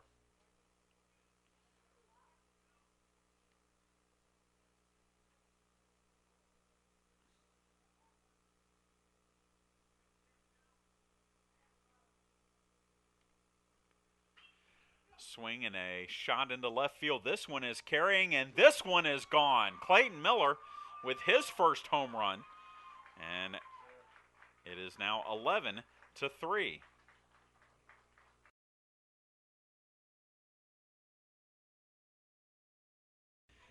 So Clayton Miller gets one back as the Jaguars had 2 home runs in the top of the 6th. That is the first home run First baseman, number 32, for him this season, and it brings up R.J. Dennard, who has the other home run for the Pirates in this game, a 2-run shot in the 2nd inning.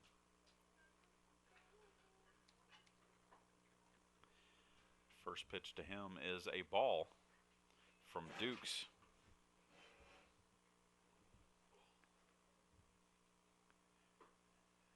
Dukes then delivers a strike, making it 1-1.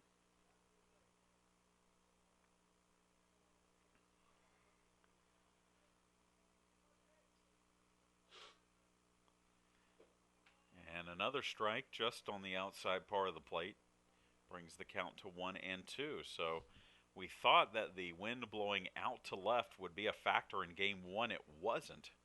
It has been a factor here in Game 2 with 4 home run balls, 2 by each team,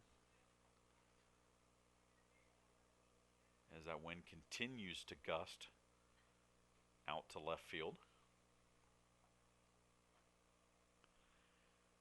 2-2 pitch high, and it's 3-2. 11 runs on 11 hits for Armstrong. 3 runs, 6 hits, 1 error for the Jaguars.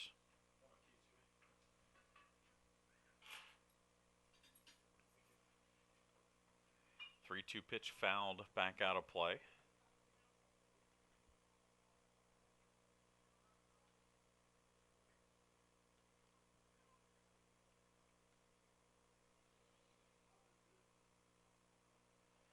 Fastball, and that's hammered into right for a solid base hit. R.J. Dennard 3 for 4 and lacks only the triple for the cycle.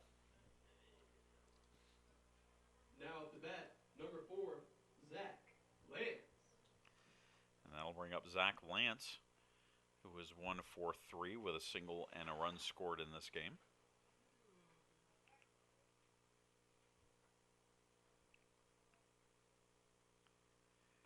First pitch to him is a strike from Dukes.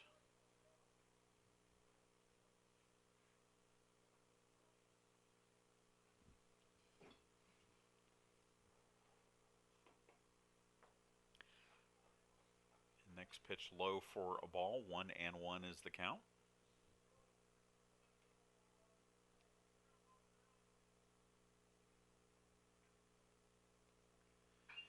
Swinging a line drive into left field, just underneath the outstretched glove of the shortstop, Roberts. Next up to bat, number 21, Matt Wisniewski. And the first three batters for the Pirates have reached here against Dukes in the sixth, with Matt Wisniewski coming to the plate.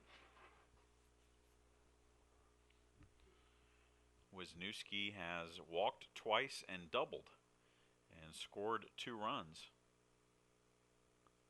Off-speed pitch is low for a ball, and the catcher Justin Mee out to talk things over with pitcher Phil Dukes.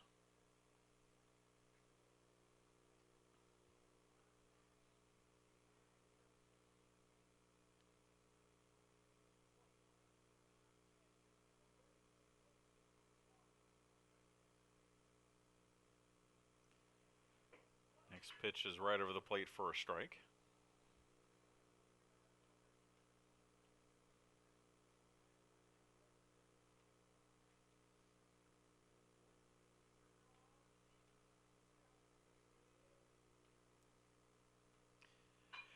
Swing and a pop-up into center field. Catch made by Sabo as Dennard stays at second. He thought about tagging, but wasn't really deep enough for that to happen. First out of the inning. Now up to bat, number 18, Ryan Patterson. And brings up Ryan Patterson. Patterson 1 for 3 with a couple of RBIs on the 2-run single in the first.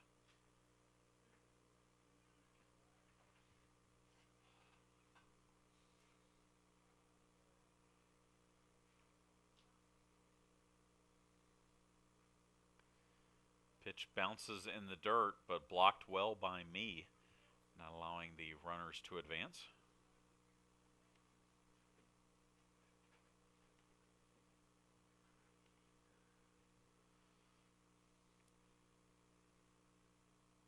The Armstrong women's golf team is in action on Monday and Tuesday down in Lakeland, Florida, in its first action of the spring. The Armstrong men just finished up a nice performance down there at Florida Southern, finishing third in a 15-team tournament that featured, among others, the top-ranked team in the nation.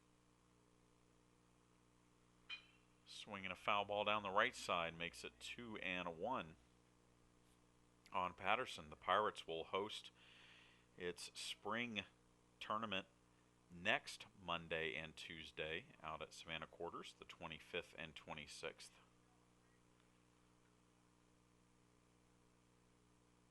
The 2-1 pitch is low, and it's now 3-1. And of course, the Armstrong men will host the NCAA Southeast Regional in May at Savannah Quarters.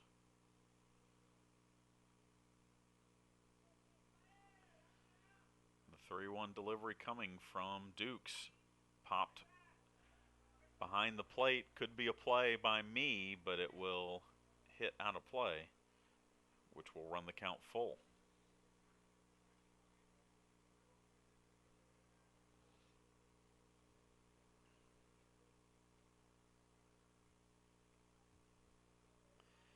Halftime in St. Augustine, Armstrong leads Flagler 46-45.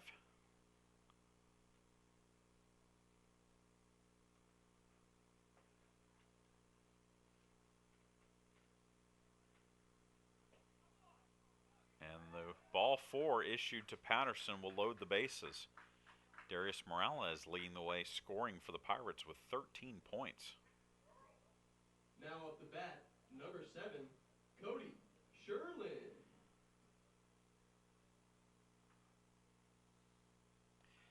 And that will be it for Phil Dukes. Pitching change being made right now, so we'll step away and come back here listening to Pirate Baseball. I'd like to attain a career in music and travel around the country with a liberal arts degree from Armstrong. Armstrong has made me more valuable valuable to my employer. I feel very excited about my future, and I feel as though Armstrong did prepare me. I applied to an internship in the World Trade Center Dublin. It was an amazing experience. I learned so much. It's developing me as an artist. It's allowing me to edit my own photos if I need to. It's teaching me about the art side. It's teaching me about the business side. I'm not just getting a degree, I'm being noticed.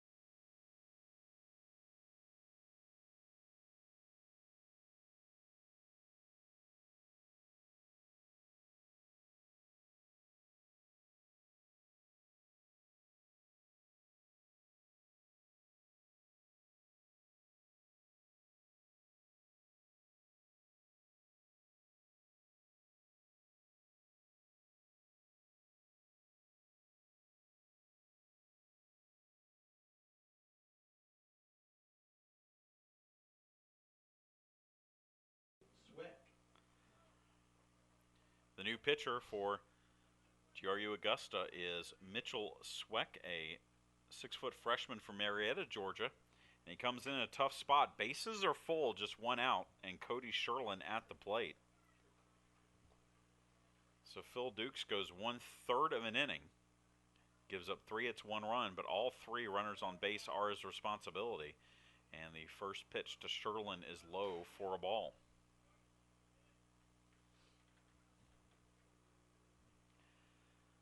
St. Leo gets a run in the top of the 5th. It's 5-1 Pirates. Heading to the bottom of the 5th over the Armstrong softball field. Sherlin fouls off the 1-0 pitch, and it's now 1-1. So Sweck, the 4th pitcher of the game for the Jaguars. The side-arming righty, submariner almost, delivers a pitch outside, and it's 2-1.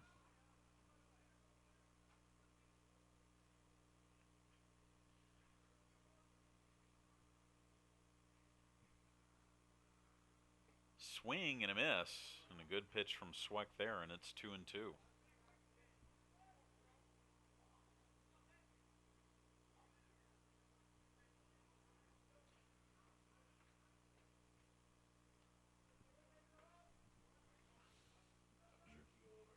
The 2-2 pitch. Poke to first. That is a fair ball. They go home for the force.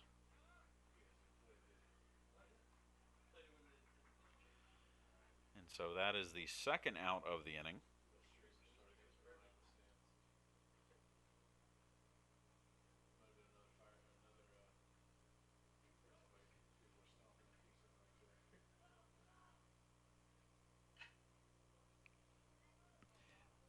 So that brings up Dalton Johnson. Again, bases still loaded, but now 2 down in the inning. And Johnson looks at the pitch low for ball 1. Dalton Johnson 1 for 3 in this game with a 2 RBI single.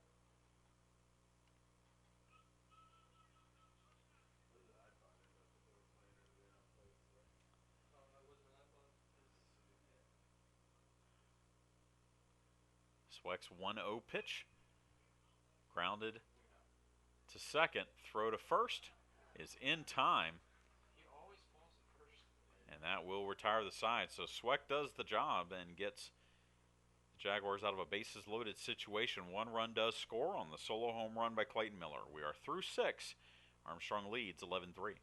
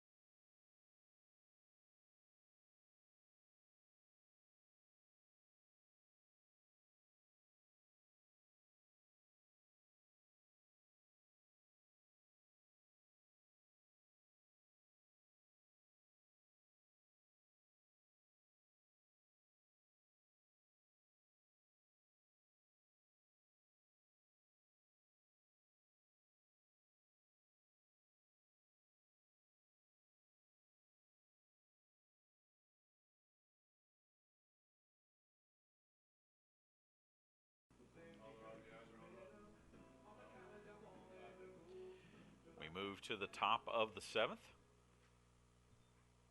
Ethan Bader will face the bottom third of the order Leading off for the Jaguars as Ross Miles will lead things off. He singled off of Bader his last time up. He's 1 for 2 in the game. Armstrong softball has tacked on a run. Lacey Walker with a home run. It's 6-1 in the bottom of the 5th over at the Armstrong softball field.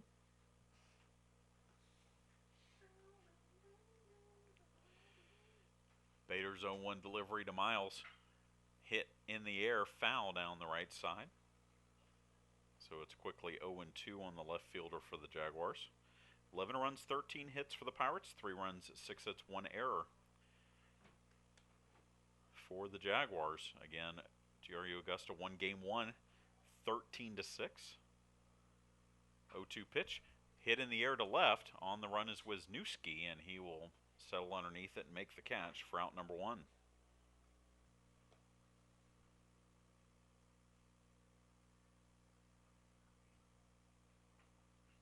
That brings up the catcher, Justin Mee. He also singled off of Bader his last time up, so he is 1 for 2.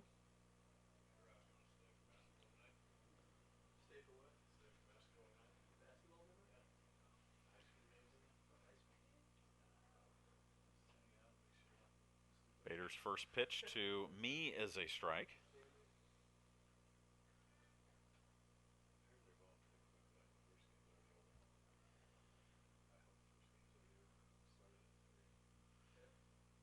And then a big looping curveball stays high from Bader, making it 1-1.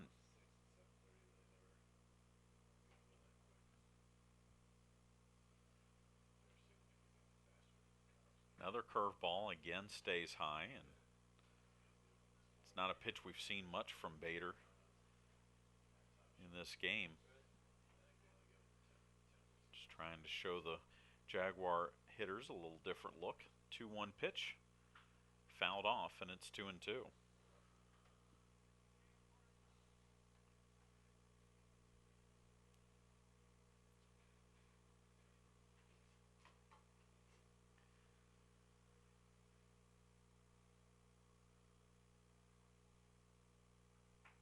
Two pitch high on the fastball, and it's 3-2.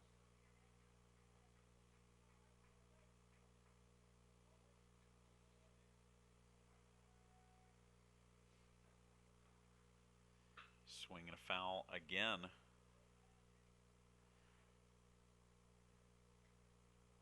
Keeps the count full, 3-2.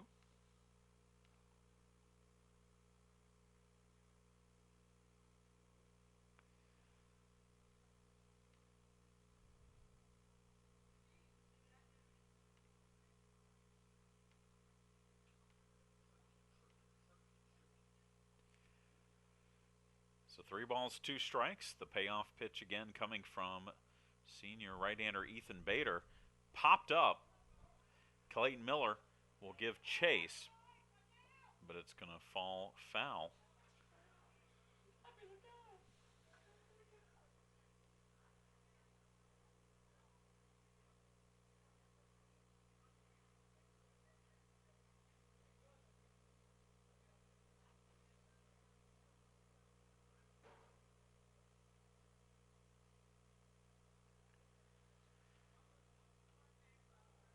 Three-two pitch again, popped foul.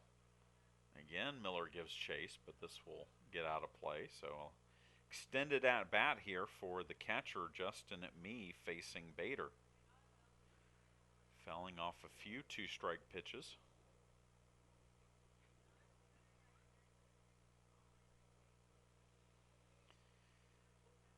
As the 3-2 pitch popped up, this is playable. Cody Sherlin behind the bag at second will make the catch for out number one. Or excuse me, out number two in the inning. As it brings up the second baseman, Radel Gonzalez.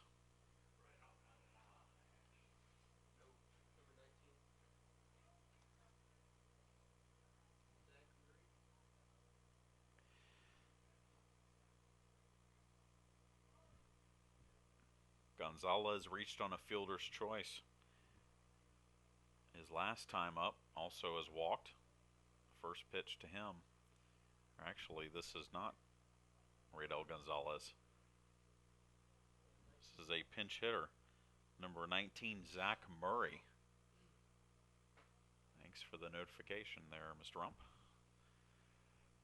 So Zach Murray bats for Gonzalez.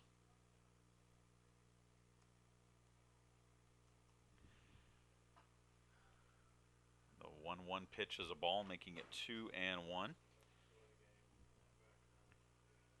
Murray, a junior from Washington, Georgia, getting his first at-bat of the weekend, fouls this one off out of play, and it's 2-2. Murray 1 for 5 on the season. This is his 5th appearance of the year.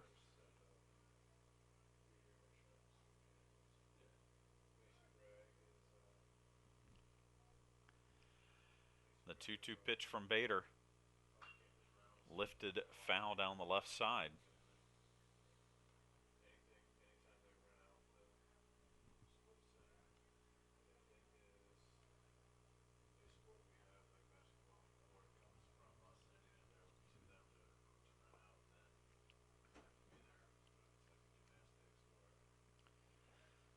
So again, the 2-2 pitch from Bader. Grounded foul down the first base side.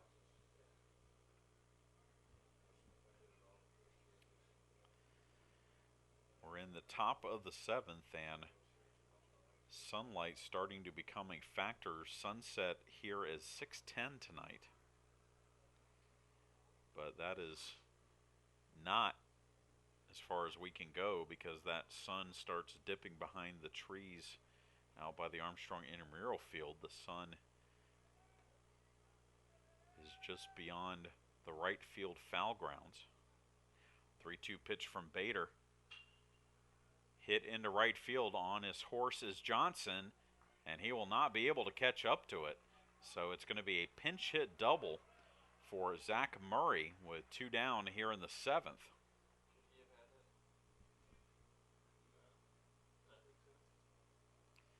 And that will bring us back to the top of the order for J.D. Sabo, who hit a solo home run off of Bader in the 6th. And that is going to be it for Ethan Bader. So Bader's day is done. And we will have a new pitcher coming in for the Pirates. He'll tell you about him when we come back. You're listening to Pirate Baseball.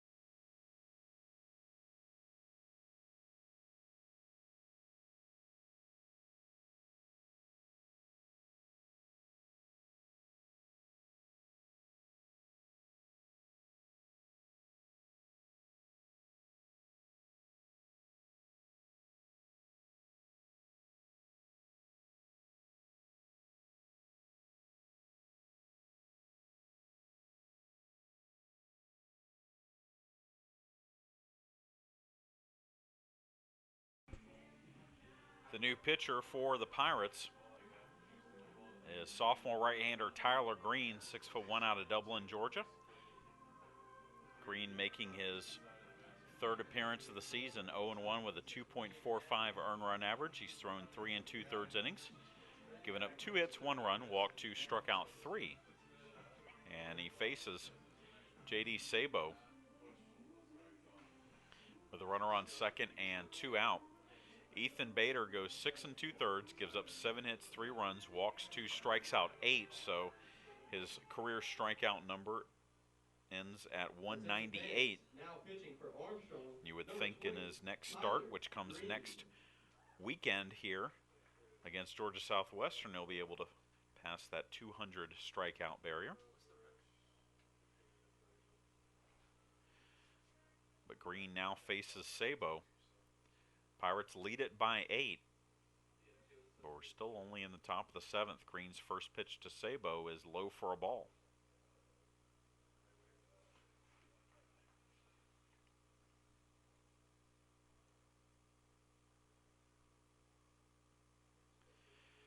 Pirates softball's tacked on another run. It's 7-1, still batting in the bottom of the 5th, as that pitch is low for a ball.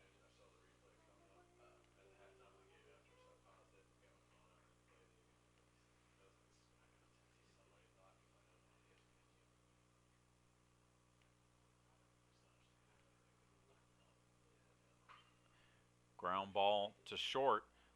Long throw will pull Dennard off the bag. That's an infield hit, though, because even had Dennard been able to make the play, Sabo was down the line pretty good. And that will put runners on first and second with 2 out. Tyler Roberts.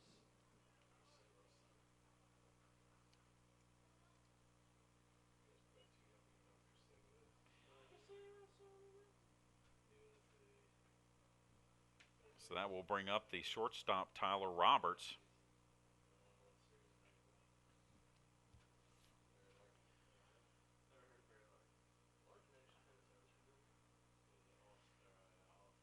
First pitch from Green is a strike. Roberts 1 for 3 with a single in his last at-bat.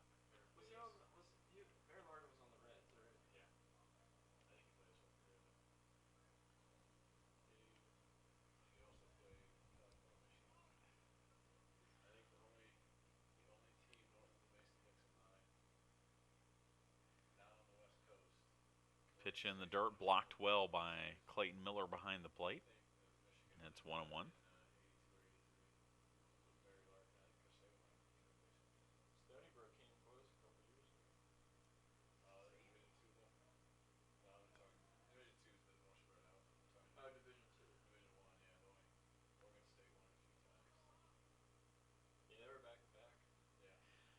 The 1-1 delivery right over the plate for a strike, and it's 1-2.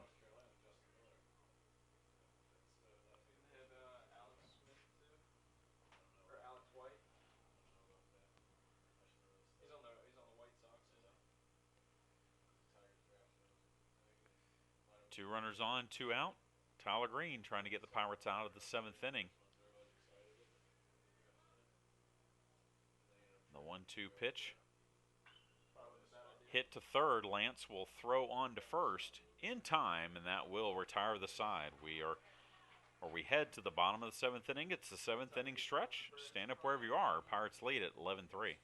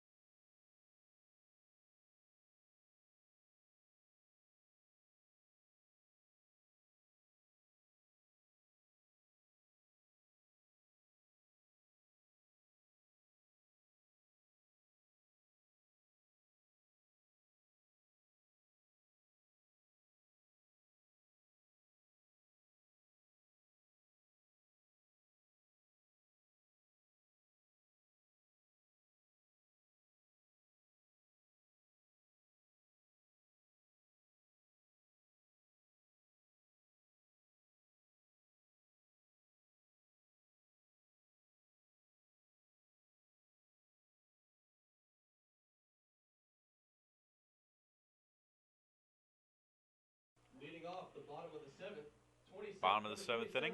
Tyler Averill. Top of the order for the Pirates, facing Mitchell Sweck, who begins his second inning of work for the Jaguars. Tyler Averill, 2 for 4 in this game with a 2-run single.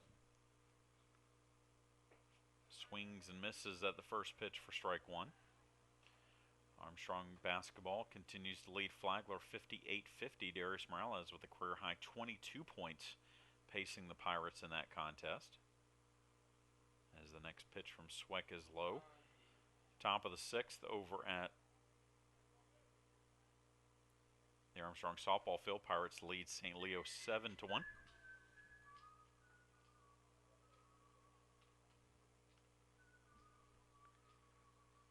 One pitch from Sweck. Hit into left, and that's going to be a base hit. So Tyler Averill has his third hit of the game.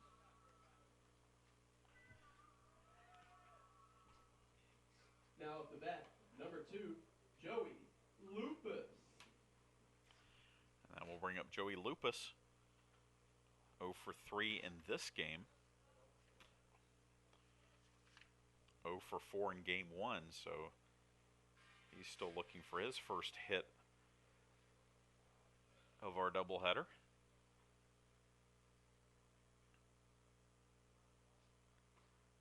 Swing and a miss for strike one.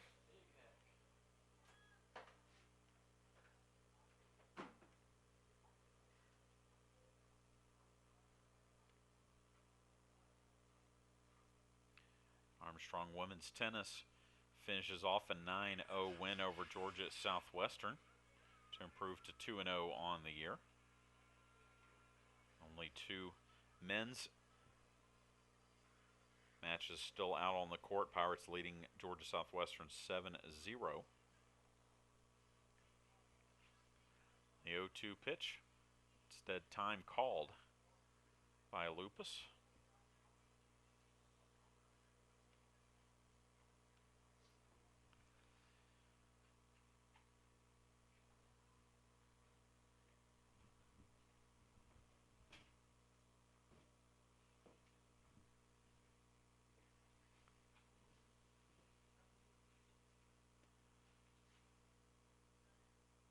Two pitch bounces in, blocked well by me behind the plate.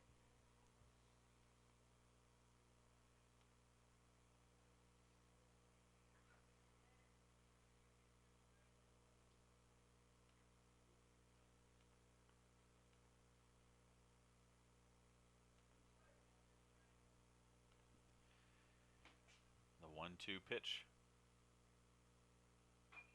Inside out swing, it's nubbed to third. Throw on to first is in time. That's a nice play by Hunter Boos. At third, he could easily let that ball go. It probably would have rolled foul.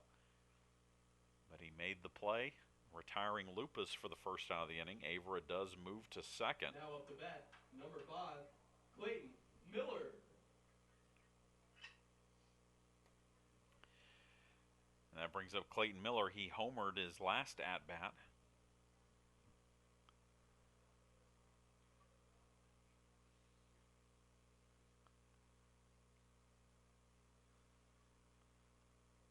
First pitch is down and away for a ball.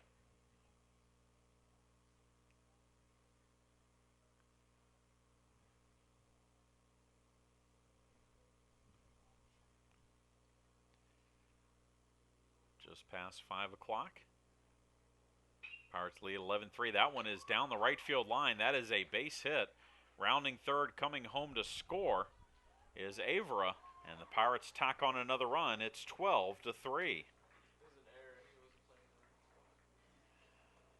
So Clayton Miller with his second run batted in the game, and that's going to bring out the Jaguars for another pitching change. So we'll tell you about the new pitcher when we come back. You're listening to Pirate Baseball.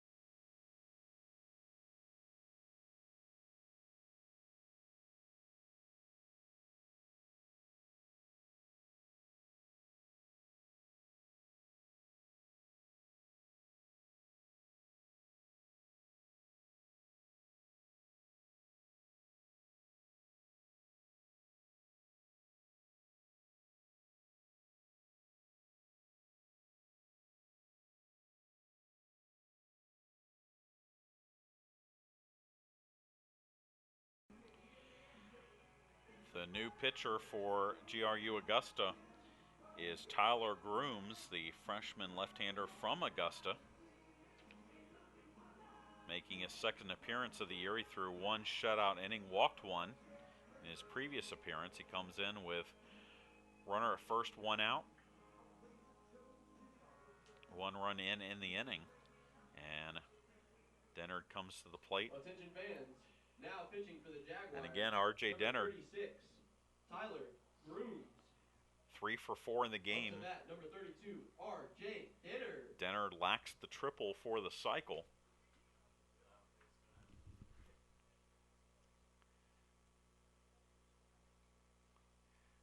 And Grooms, the lefty, faces the lefty Dennard and hits him with the first pitch.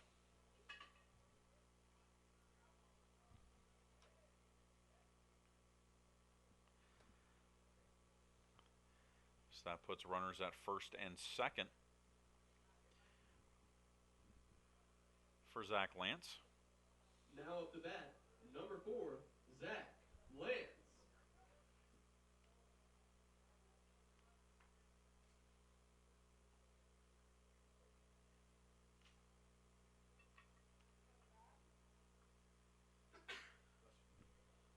Lance 2 for 4 in this game with a pair of singles.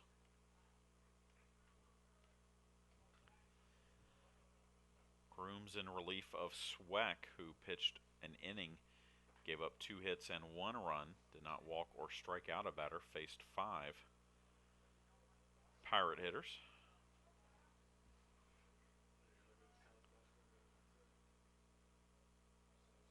One 0 pitch outside for a ball, and it's 2-0.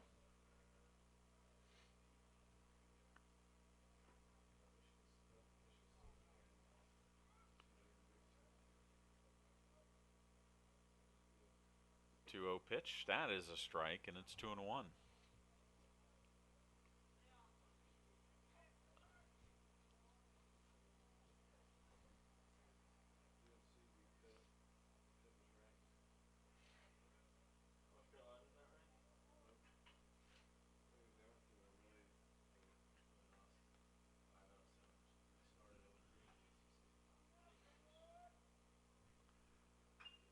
Swing and a ground ball foul down the third base side, makes it 2-2.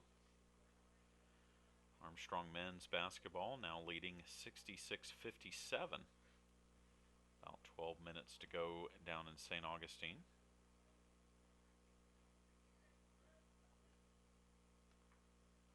St. Leo got a run back in the 6th. It is 7-2 Pirates as Armstrong comes to bat in the bottom of the 6th.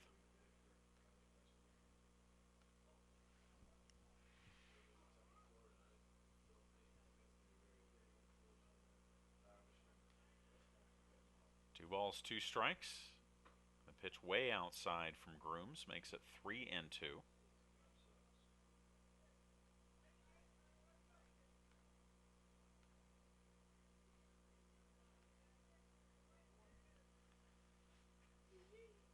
Two pitch fouled off again by Lance.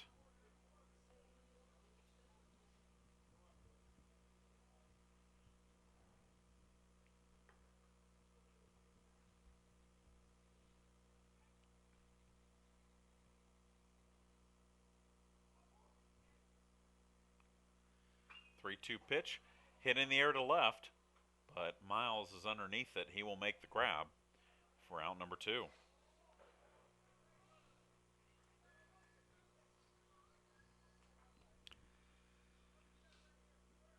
So with 2 down, that brings up number 21, Matt Wisniewski.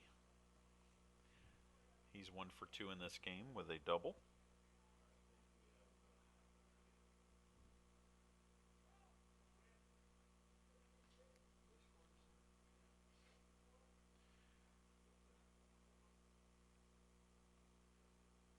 Groom's first pitch fouled off for strike 1.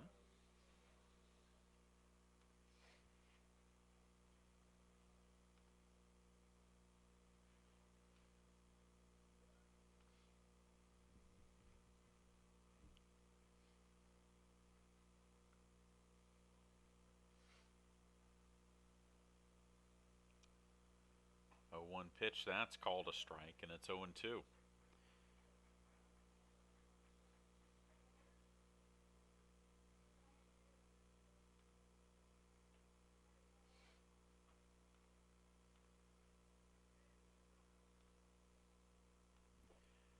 And the 0-2 pitch is in the dirt. 3 runs, 8 hits, 1 error for the Jaguars here in Game 2. 12 runs, 15 hits, no errors for the Pirates.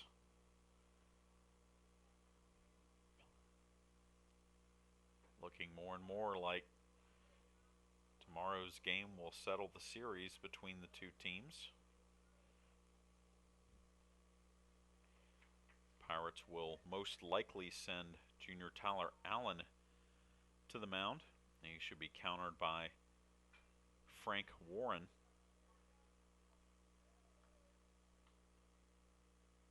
For the Jaguars. Looking at the statistics, could be David Bermudez. He's also started 2 games, but Warren's numbers a little bit better.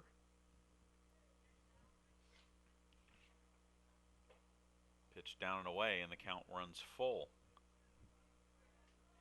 Allen is 1-0 with a 1.12 earned run average in 2 games for the Pirates. The 3-2 pitch coming from Grooms, swung on and missed strike 3, and that will end it. We are through 7 here at Pirate Field. Armstrong leads 12-3.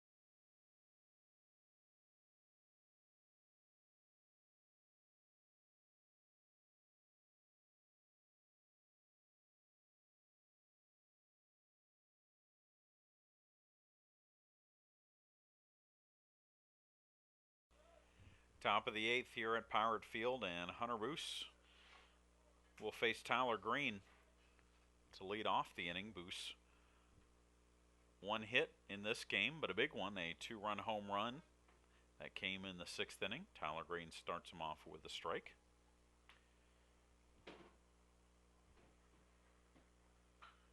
Swings and pops this one up down the right field line, but that's going to hit foul for strike 2. They have moved to the 7th over at the Armstrong softball field. Pirates trying to close out a 7-2 win over the Lions.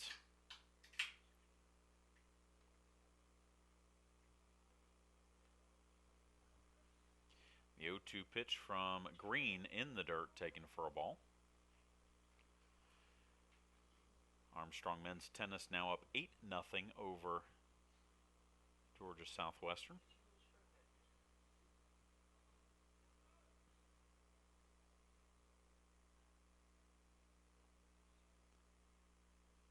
One-two pitch high for a ball, making it 2-2. Again, tomorrow we'll be with you over at the Armstrong softball field for our debut webcast of Armstrong softball. We were supposed to have that for you a couple weeks ago, but the weather forced cancellations of a few games for the Pirates. Armstrong will host St. Leo at 10:30 in the morning and then take on Mars Hill at 2:30. We'll have both those games for you on Ustream. 2-2 pitch, popped foul, out of play. Should be a little nicer day weather-wise from a wind standpoint. Can't complain about the weather from a temperature or sunlight standpoint. Shot into right field, and that's going to get down for a base hit. So Hunter Boos is on with a leadoff single here in the 8th. And it brings up the designated hitter, Ryan Kahn. Or that's probably not Kahn. And the pitcher is going to bat for himself, so Tyler Grooms will bat.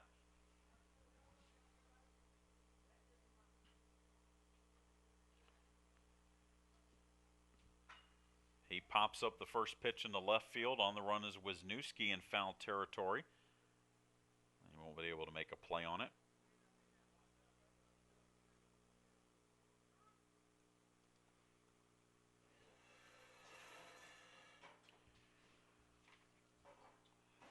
This is Grooms' first at-bat of the year,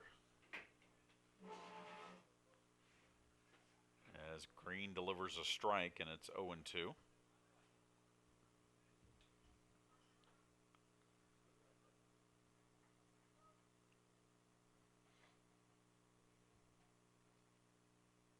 Pitch swung on and missed, strike 3. Tyler Green notches his first strikeout of the game, first out of the inning. And it will bring up the first baseman, Connor Gilbert. Now up the bat, number 21, Connor Gilbert.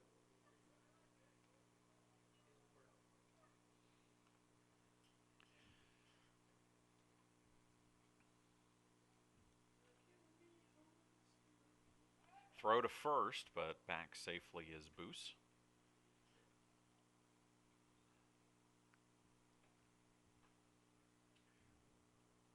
Gilbert is 0 for 3 in this game, as that pitch from Green is low in the first game of our doubleheader. Gilbert was 1 for 3 with a 2-run double.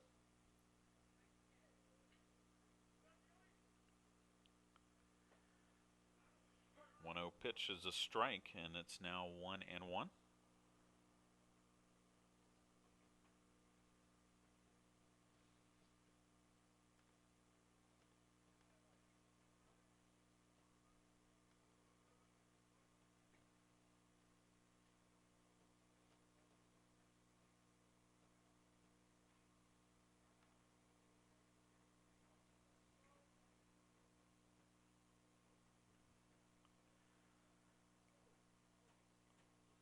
Two-one pitch, big swing and a miss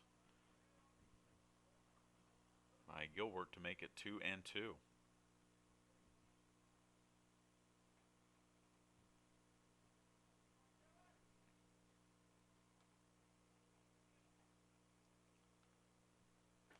Swing and a miss, strike 3, and out on strikes is Gilbert for the second out of the inning, and that brings up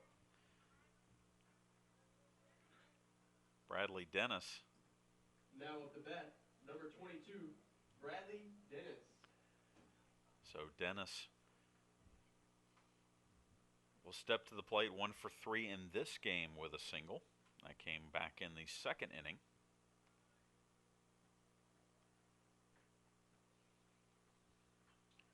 First pitch is fouled off for strike 1.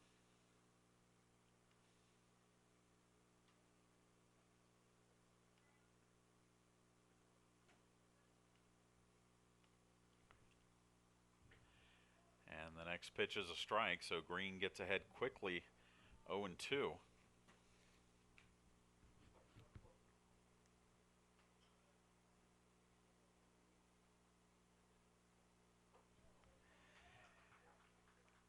Swing and a miss, strike 3. That will end the inning as Green strikes out the side, and we head to the bottom of the 8th. Pirates leading at 12-3.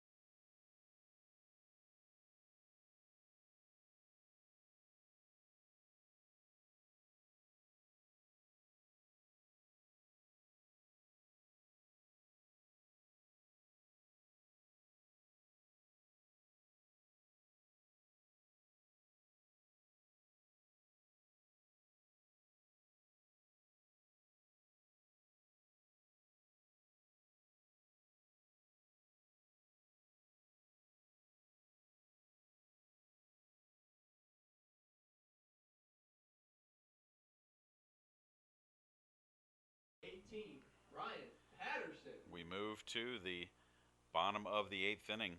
Ryan Patterson will lead things off against Tyler Grooms, the 5th pitcher of the day for the Jaguars. Armstrong softball has finished off a 7-2 win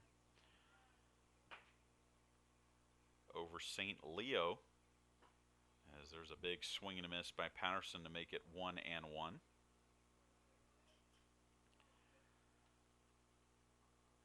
Pirates improved to 5-3 on the season and will face St. Leo tomorrow at 10:30 a.m. First game of tomorrow's 2 games for the Pirates. Patterson 1 for 3 with a 2-run single. Haley Ellis had the good game for the Pirates against the Lions, 3 for 3 with a home run and 2 runs batted in. Little topper to first that's going to roll foul off the bat of Patterson. So the count will remain 1-2.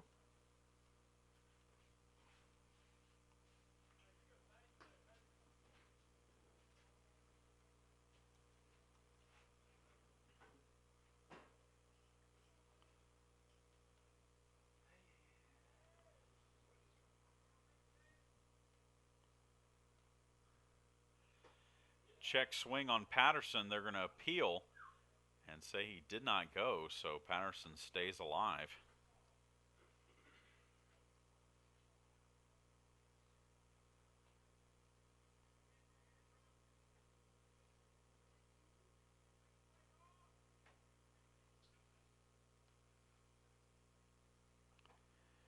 And the 2-2 pitch is high, so the count now runs full.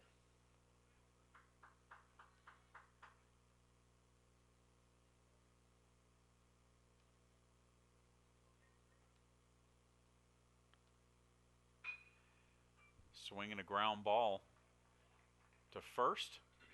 Gilbert will step on the bag and retire Patterson for the first out of the inning. And that will bring up Cody Sherlin. Next up to bat, number 7, Cody Sherlin.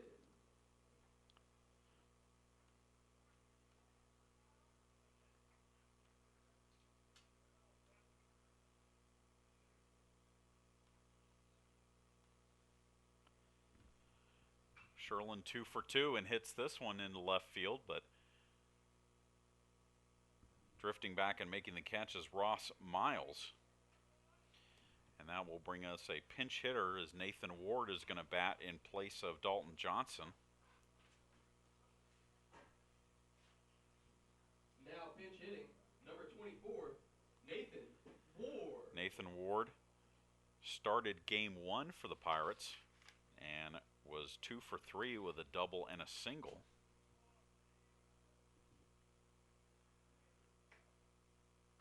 Swings and hits one foul down the third base side for strike one.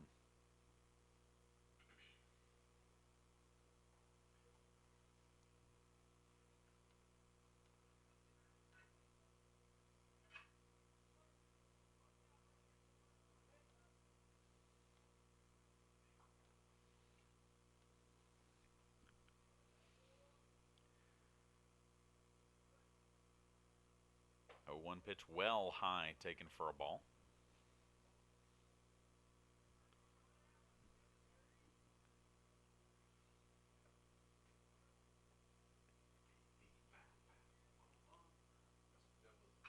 One pitch grounded to short. Strong throw from Roberts across the diamond, and 3 up, 3 down go the Pirates in the 8th. We head to the 9th. Pirates lead at 12 to 3.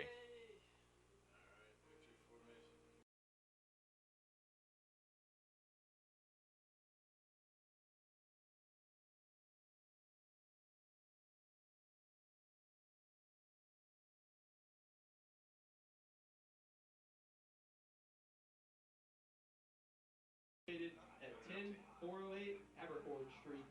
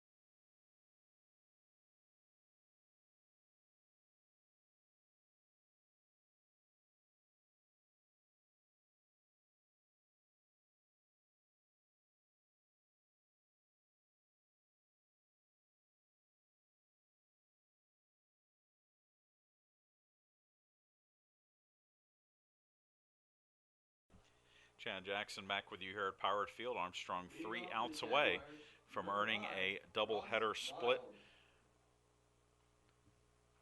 with GRU Augusta. Ross Miles leads things off against Tyler Green, who begins his 3rd inning of work. He came in relief of Ethan Bader in the 7th, has given up 2 hits and no runs in an inning and a 3rd. Swing and a miss on the 0-1 delivery, and it's now 0-2.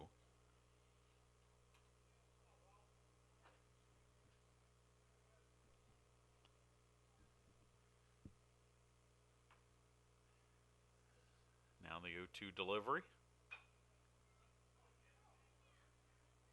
Grounded to the pitcher, and Tyler Green doing a nice job defending his position. Picks up the little dribbler and throws on to first, and out is Miles for the first out of the inning. Now up the bat, number 11, Justin Mee. That brings up the catcher, Justin Mee. 1 for 3 in the game.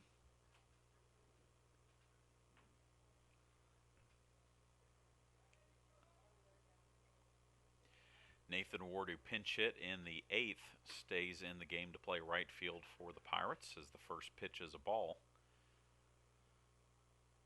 12-3, Pirates with the lead.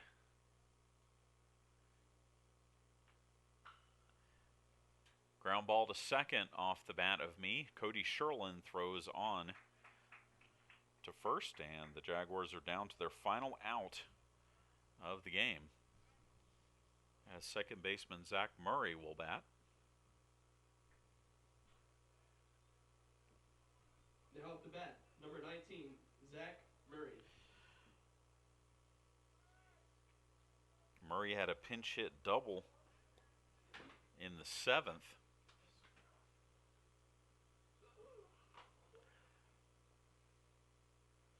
First pitch to him is outside for a ball.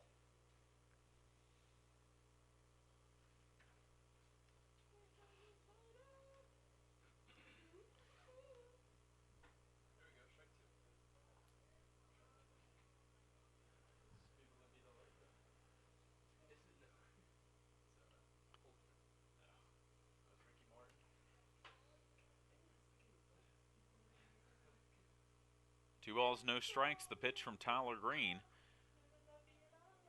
Grounded to second. Cody Sherlin up with it. Throws on to first, and that will end the ball game. Pirates take game 2 of our doubleheader 12-3 after GRU Augusta won game 1 13-6.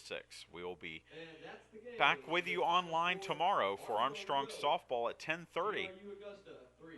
As the Pirates take on St. Leo, be sure to log on to ArmstrongPirates.com to follow live stats of the 3rd game of our baseball series against GRU Augusta. That'll be at 1 p.m. tomorrow. Chad Jackson saying good afternoon from Savannah. Pirates win game 2 here 12-3.